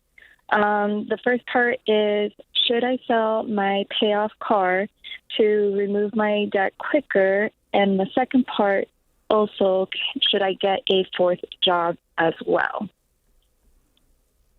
How much debt do you owe? So in total, I owed $143. Now I'm down to $90K. It's all my student loans, bachelor and master. Had no idea about student loans. And right now I'm making 83K. My income did up a great significant amount this year. So to give you a little background, my car is going for 24K per the dealership offer. And my 3 jobs is, one is being a medical social worker in the hospital field as a full-time position. The second one is a PRN, which is as needed. And the third one is being a social marketing for my family business. Okay. No, I would not sell your car. Okay. Okay. Your car's fine. You're making really good money. You're not afraid of hard work, and you're game on. How long have you been working on this get out of debt plan? So, Dave, to tell you the truth, I've been working on my debt journey since 2000, well, right when COVID came in, better to say, so almost in the middle-ish. So a year I have removed it, a lot of my debt, my credit, medical, everything you could think of, all gone, including IRS. Yeah. And then I had to stop because I needed a mental break. As a social worker, it takes a lot of impact of your mental health. So I took a break and was able to go on a mini vacation to take a deep breath. And now I'm getting back into it after 6 months. So how many, and Dave, how many hours a week are you working? So technically I work 40 hours a week, but when I pick up my PRN, it will be about 60 hours in 1 week. And then when I'm working on my family business, I'm working to 80 to 100 hours a week. So is the 83 based on the 83,000 you're making? Is that based on your primary job or all 3 jobs together? All 3 jobs. My primary job is 61,000. My PRN is 3,000 in annual, and then my family business is 18. Okay. Why would you work on the PRN for only $3K? To keep in the relationship of the organization, because that organization is very well known throughout the I don't need a state relationship with a well-known organization. I need money. True. Yeah. True. So what I would do, and if I'm not going to sell the car, and I'm not, is I'm going to do the most high-paying thing because I want to get this over with. Then I'll worry about long-term plays, which the PRN's a long-term play. A cash grab is a short-term play, and right now you're looking for short-term plays. Right. Dave, can I ask you a question? I see you like a father figure because I don't have a father in my life.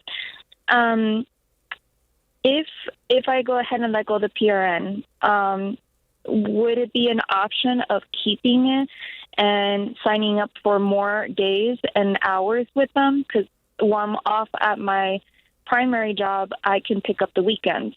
And I'll be working every single day, but I can do my family business at night and then the hospital days throughout the week. Yeah. What are your thoughts? The thing is here, what I'm looking for is what gets you out of debt the fastest, because that is your best career move. Okay.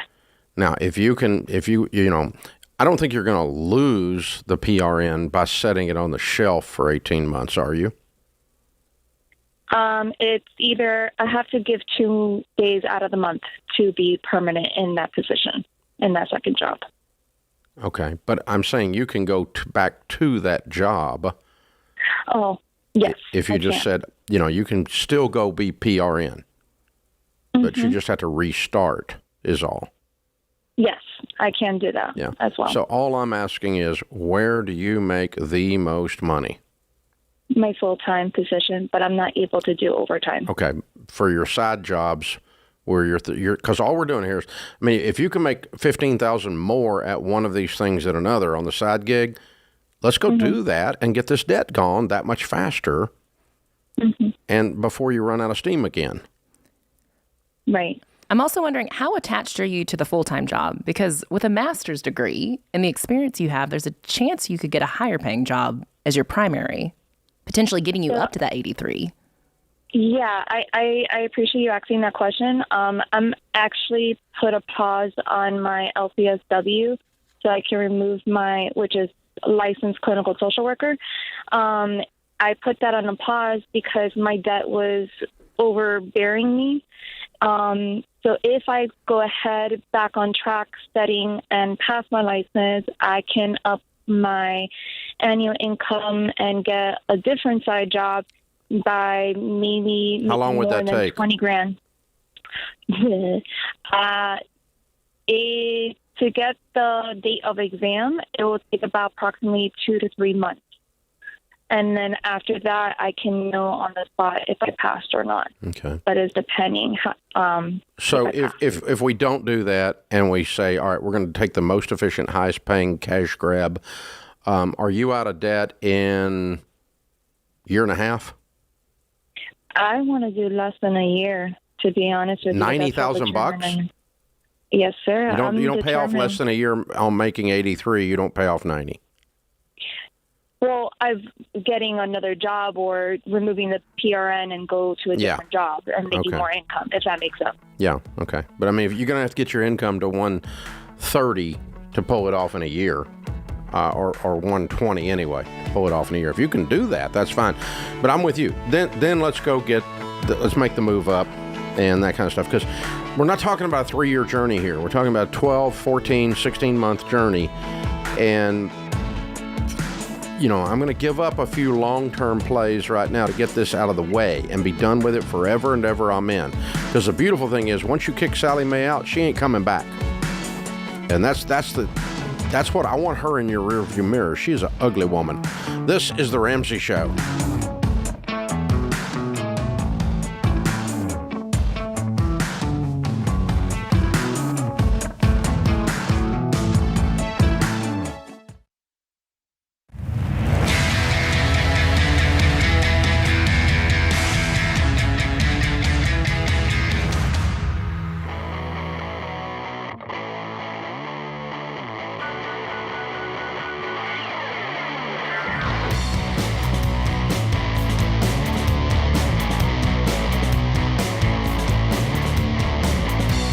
Christina Ellis, Ramsey Personality, is my co-host today. Thank you for joining us, America. We're so glad you're here. Open phones at 888-825-5225. If you've gone through Financial Peace University, chances are it's because someone in your life lit a fire under you. Your mom or dad gave it to you as a gift. Your pastor offered it to you at the church. Maybe a mentor at work or a friend that just wouldn't shut up about FPU. That's the best kind of friend, by the way. So you finally took the class. You started working the baby steps. Now you got out of debt. You're on your way to being a baby step millionaire. Now you can return the favor and light a fire under someone else. This Christmas, you can give someone you care about Financial Peace University and share the same hope that you've discovered with money. When you give FPU as a gift, they won't just get the course. They also get the premium version of Every Dollar and group coaching with our team of financial coaches. So this Christmas, give the people you care about a gift that actually matters. It's called hope. It's called freedom. To give Financial Peace University as a gift, go to RamseySolutions.com/GiveFPU. That's RamseySolutions.com/GiveFPU. That's how it works. Christina Ellis, Ramsey Personality, is my co-host today. Amy is with us. Amy is in Indianapolis, Indiana. Hi, Amy. How are you? Hi, I'm doing well. How are you? Better than I deserve. What's up in your world? All right. Well, my question is, do I pay off my mortgage? So here's my background. I'm 37. I'm married with 3 kids. I am currently homeschooling my kids, so I am not working. My husband works full-time, and we are kind of at the point where we're struggling to make ends meet. I'm having a hard time convincing him of a budget. So that's where we're butting heads. So my mortgage, or I should say our mortgage, is at $263,000. I inherited a bit of money from my father about 14 years ago when he passed.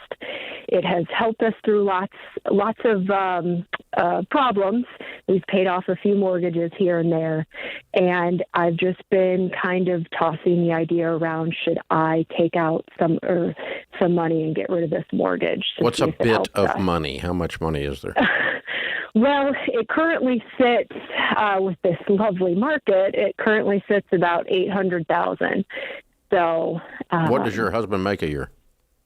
He currently is making $65,000 plus commission, and commission is, kind of not hit or miss. He's still building up clientele.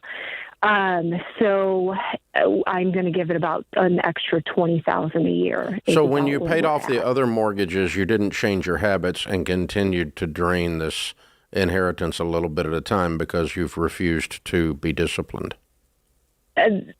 Most likely, yes. Is that what you told me or not? No.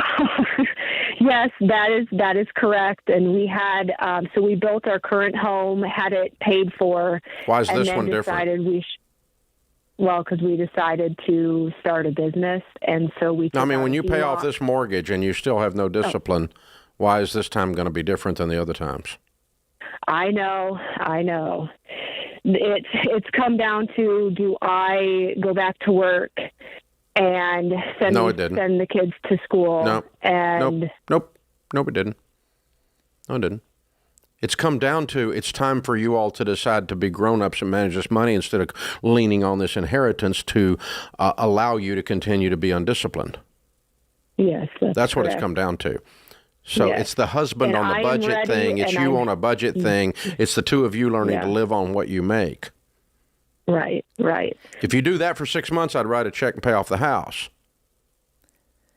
These mortgages that you've paid off, were they on your primary residence or do you have rental property? No, we don't have any rental property.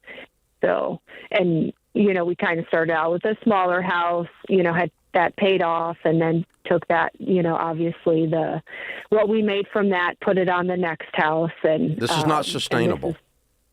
Right. Yes. It's not sustainable. And you, doing something else and trying to figure out a way to make it sustainable, because what you've got to do is you got to get a set of habits, you and your husband communicating, you guys living on a written game plan, and you're setting goals, and we're being grown-ups instead of just kind of like, I'll just go over there and get some money out of that inheritance. Every time I have a problem, instead of addressing the issues in my mirror, I'm just going to go over and hit the inheritance. Am I picking on you too hard? Does that mean? No, I just wish somebody else was here to hear that as well. Well, you can play it back. It'll be on the podcast. Oh, good.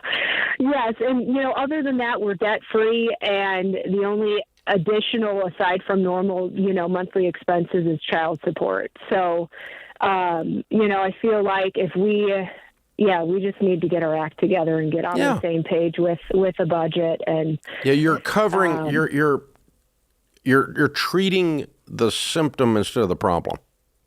Right. And that's what I'm picking on you about, because it's not good for you. It doesn't affect us, obviously. We're going to hang up and go on with our lives. But for you guys, I want you guys to have this sense of power as a couple, that having a written game plan and aiming at something together for the future holds. Because if you can function, and I think you could function beautifully on his income without a mortgage. But I don't want you to function on his, to not even, because your track record is you're going to pay off this mortgage and then you're going to continue to be sloppy and go back into debt again. That's your track record. Right. Yeah. Because you never treated the core issue. Well, Amy, you said your husband's not on board, but are you on board? Like, are you ready? I am. I have been so ready. I think I have 3 of your books sitting on my on my desk that I've been reading, and I'm ready to kind of, punch out numbers and go. And let's get him into Financial Peace University, and the two of you start doing that together. And the way that sounds is this, and we're going to give it to you free, okay? Because we want to help you with this. And so if you're asking for like the doctor to give you a prescription to take to the pharmacy, okay, here's what it is. Okay, the two of you are in agreement like never before and you're managing your household in a way that makes you proud. The two of you together for 6 months, and then you'll look at each other and write a check and pay off the mortgage, and you'll be just fine because you will have fixed the underlying thing, and we're not going to leave everything in danger. Because so that's what I would have you to do, and we'll help you do that. We'll put you guys into Financial Peace University, and so the way that sounds then is when he gets home is not he's the bad guy. He's not the bad guy here. You're the bad guy. Both of you are the bad guys. But it's not. There's not a bad guy. That's not the point. But you both allowed this situation, and it's not like grotesque laziness. It's a minor laziness, like you're 10% lazy. You're not 90% lazy. You kind of know what to do, and you're doing okay, but you've accepted okay. And usually the enemy of awesome is not bad. It's okay. Okay is the enemy of awesome because you can kind of get by on okay, you know? Yeah. And so that I want you to get out of okay into awesome. That's all I'm begging you to do. So the way you just sit down with him and just say, listen, I want you to do this for me. The two of us go through these 9 lessons together in the next 3 weeks before the first of the year. Okay. And then at the first of the year, we need to sit down as a couple and have a vision for our future. And let's lay that out because the stress of this and this gnawing thing that we're slowly eating away at this inheritance instead of dealing with our core issues. It's driving me crazy, and I need you to do this for me. Do it as this is my Christmas gift. I want you to go through these 9 lessons with me. That's a cool Christmas gift. Yeah, and just he loves you, and say this is an act of love to your wife. I know you don't want to do it. I know you don't want to deal with it, but I want us to sit and go through these 9 lessons together. And let me just tell you, if the both of you sit and watch all 9 of these lessons in the next 3 weeks, he'll be on board. I'll get him. I know how to do it. You get him in Financial Peace, I'll get him on board. So hang on. Austin will pick up, and we'll get you guys signed up as our gift. Merry Christmas.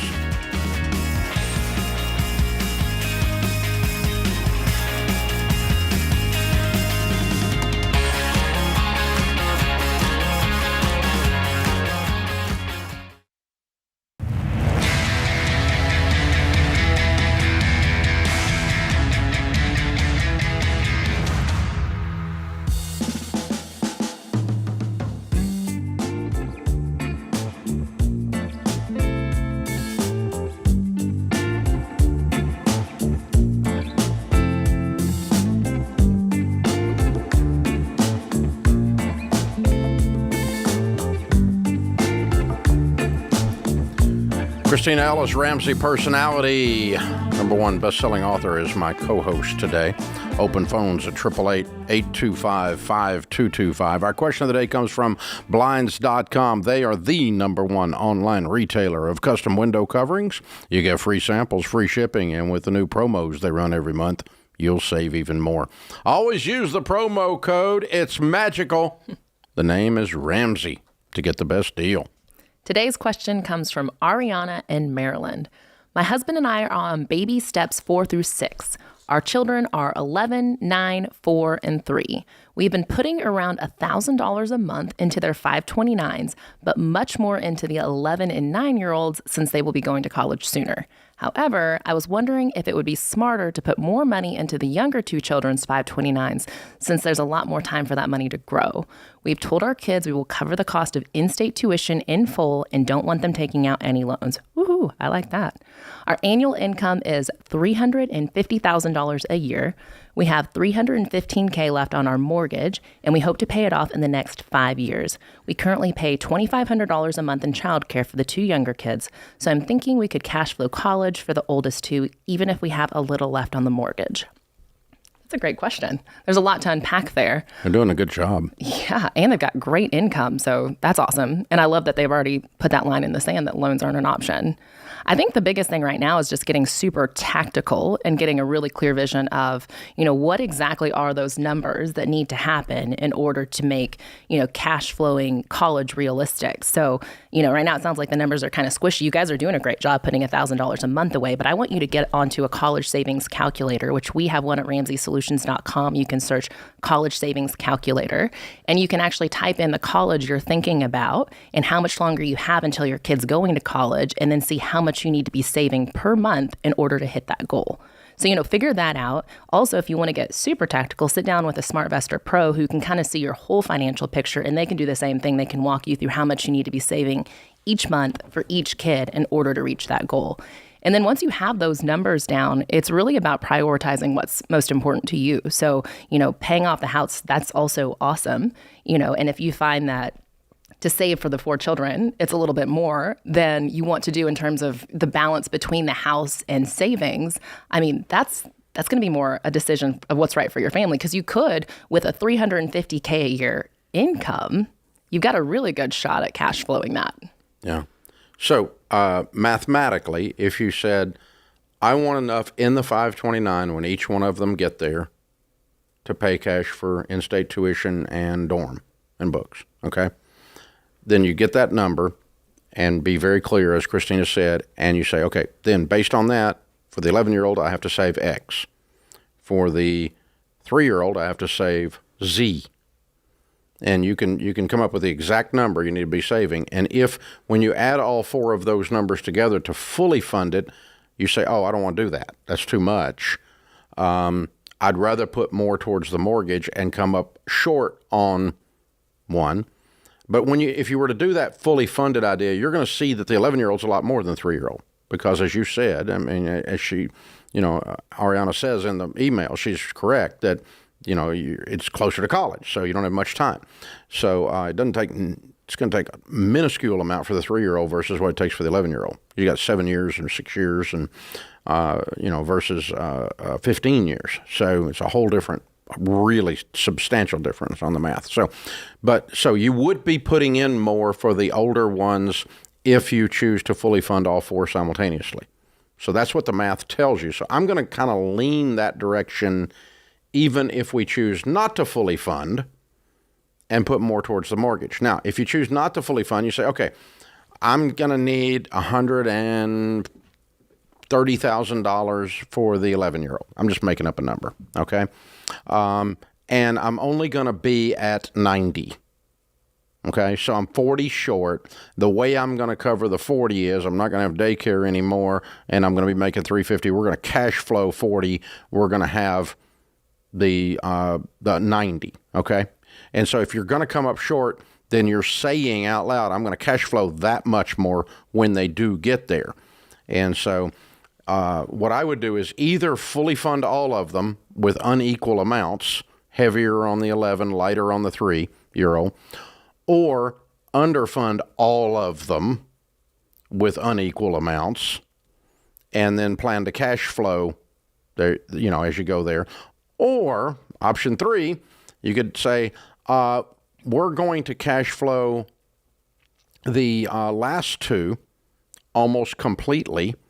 The 2 older ones, because they're kind of separated out here, you got a 4 and a 3 and a 9/11. So you kind of got 2 buckets worth, right? Because we're going to have the house paid off by the time the 3 and the 4-year-old get there. And we're going to 100% cash flow those, so we're putting hardly anything in theirs. That's another way you could run the math. Any of those will work. And it's just a matter of how you want to play it out. But it's a really great thing that you're paying attention. In both of our answers, what you heard was get more detailed in your analysis and in your decision. So you're intentionally saying, I'm going to save in such a way that I'm going to be $40,000 short.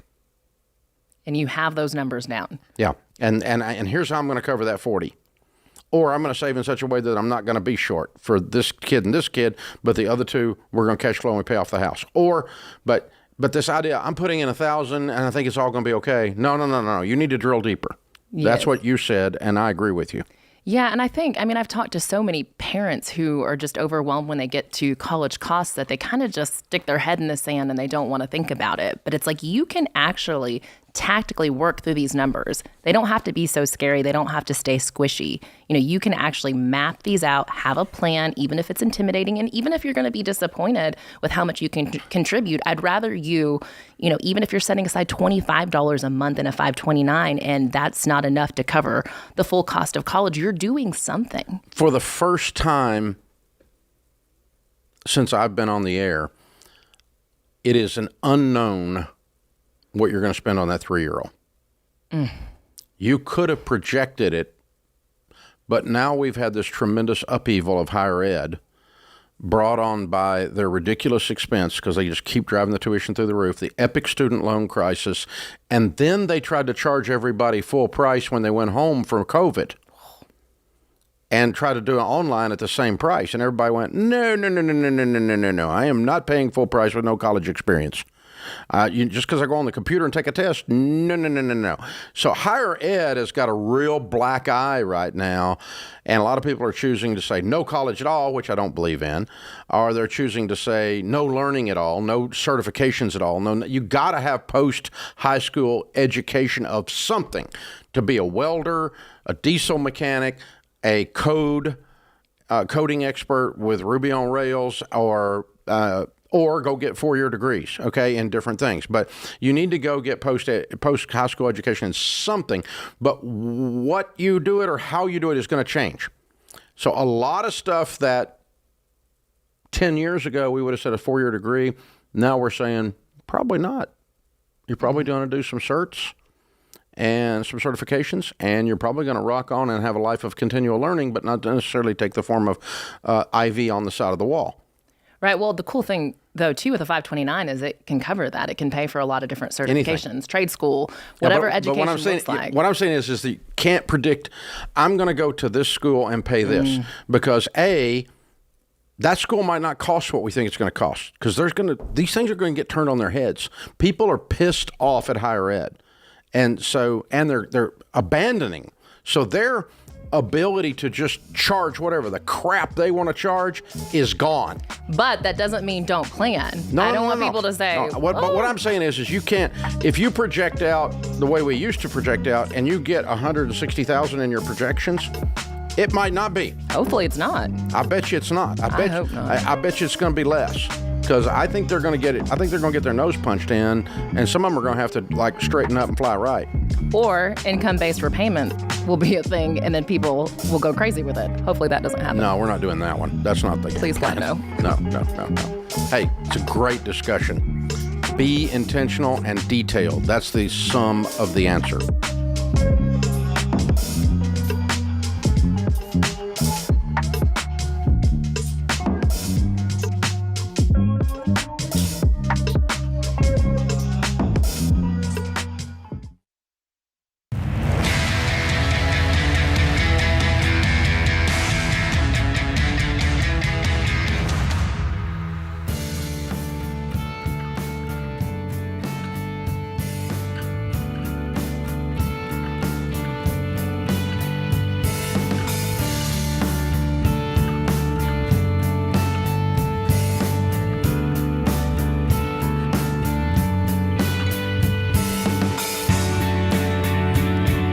Our scripture of the day, Deuteronomy 31:6. Be strong and courageous. Do not be afraid or terrified because of them.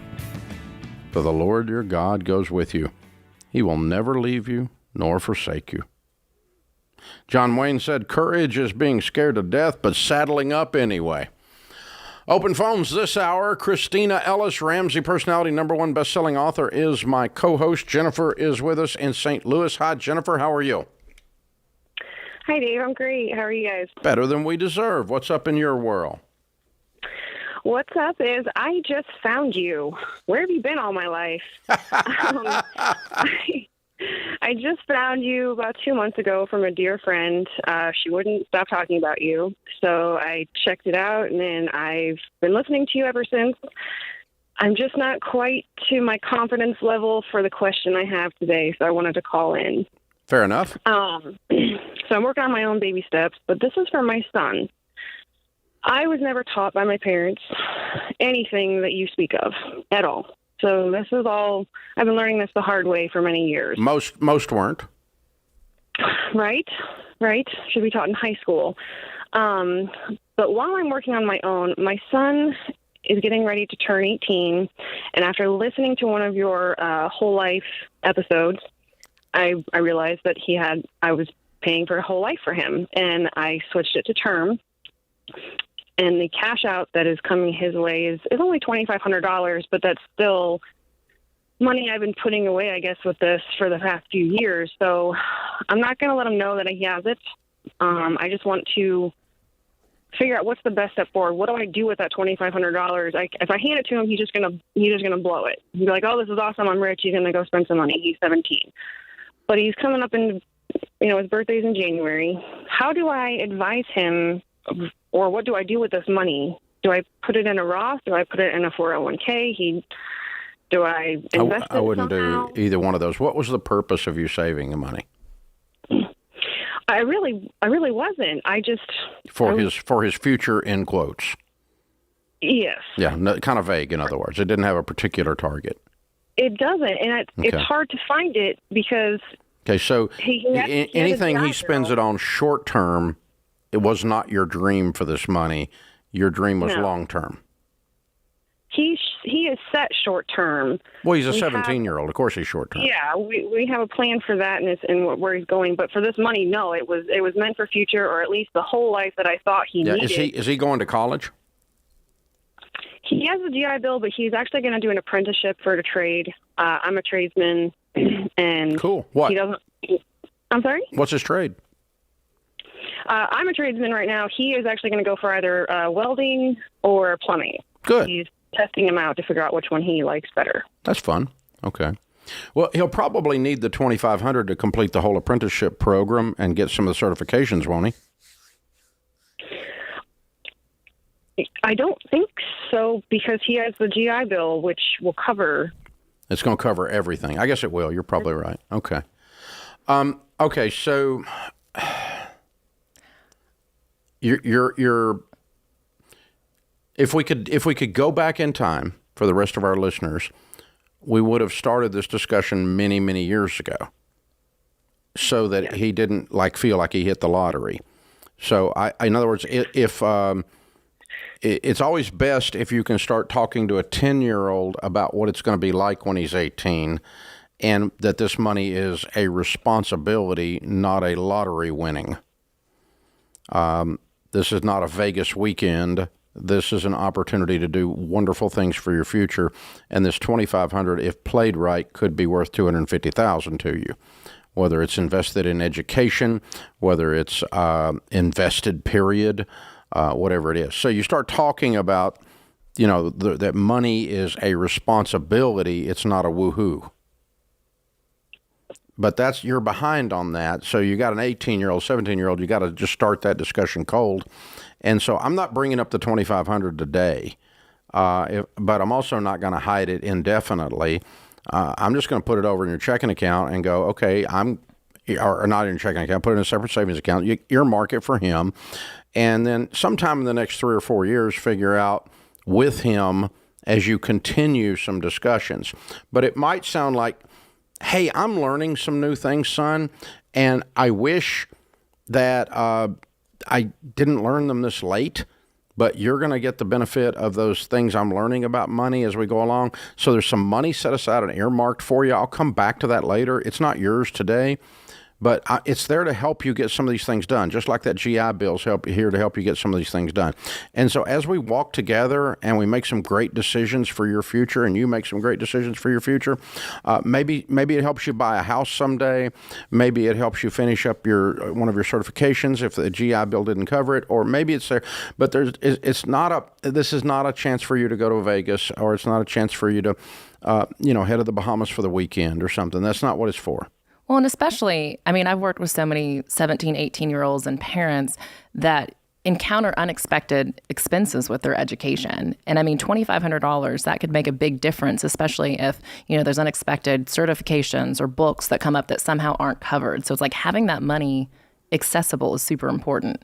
Now, for today, I'm going to go open a savings account in your name and set it in there. It doesn't need to earn any money. We've got to get through this transition right now. Dave, I've got a question. So that money from the whole life insurance, is that technically the son's money, or is that her money? It's her money. She's the owner of the policy. Right. So that money's coming back to her. So that's not even technically his.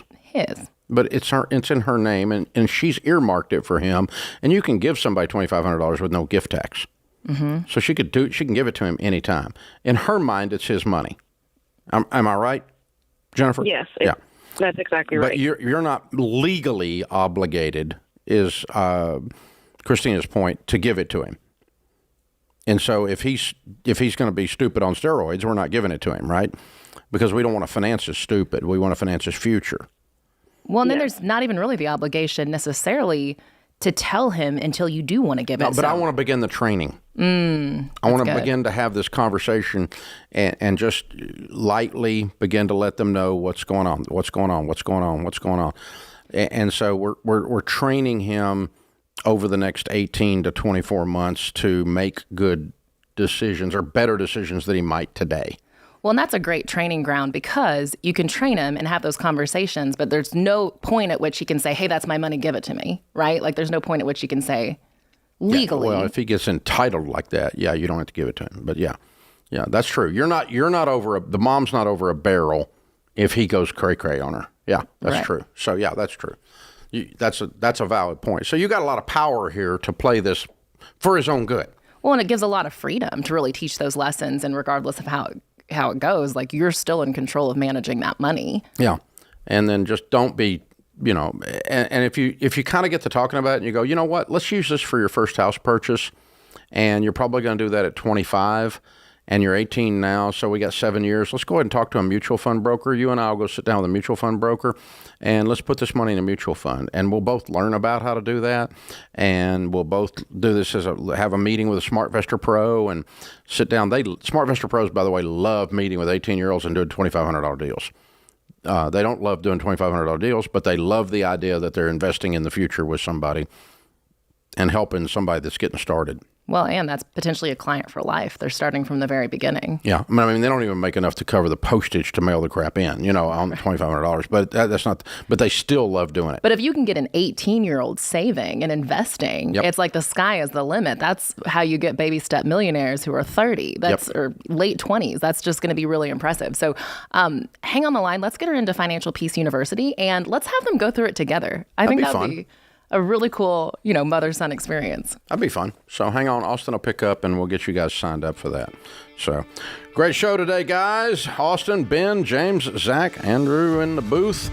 The booth dudes caused it to happen, as they always do. Christina, great show. Good job. Fun times. We'll be back with you before you know it. In the meantime, remember, there's ultimately only one way to financial peace, and that's to walk daily with the Prince of Peace, Christ Jesus.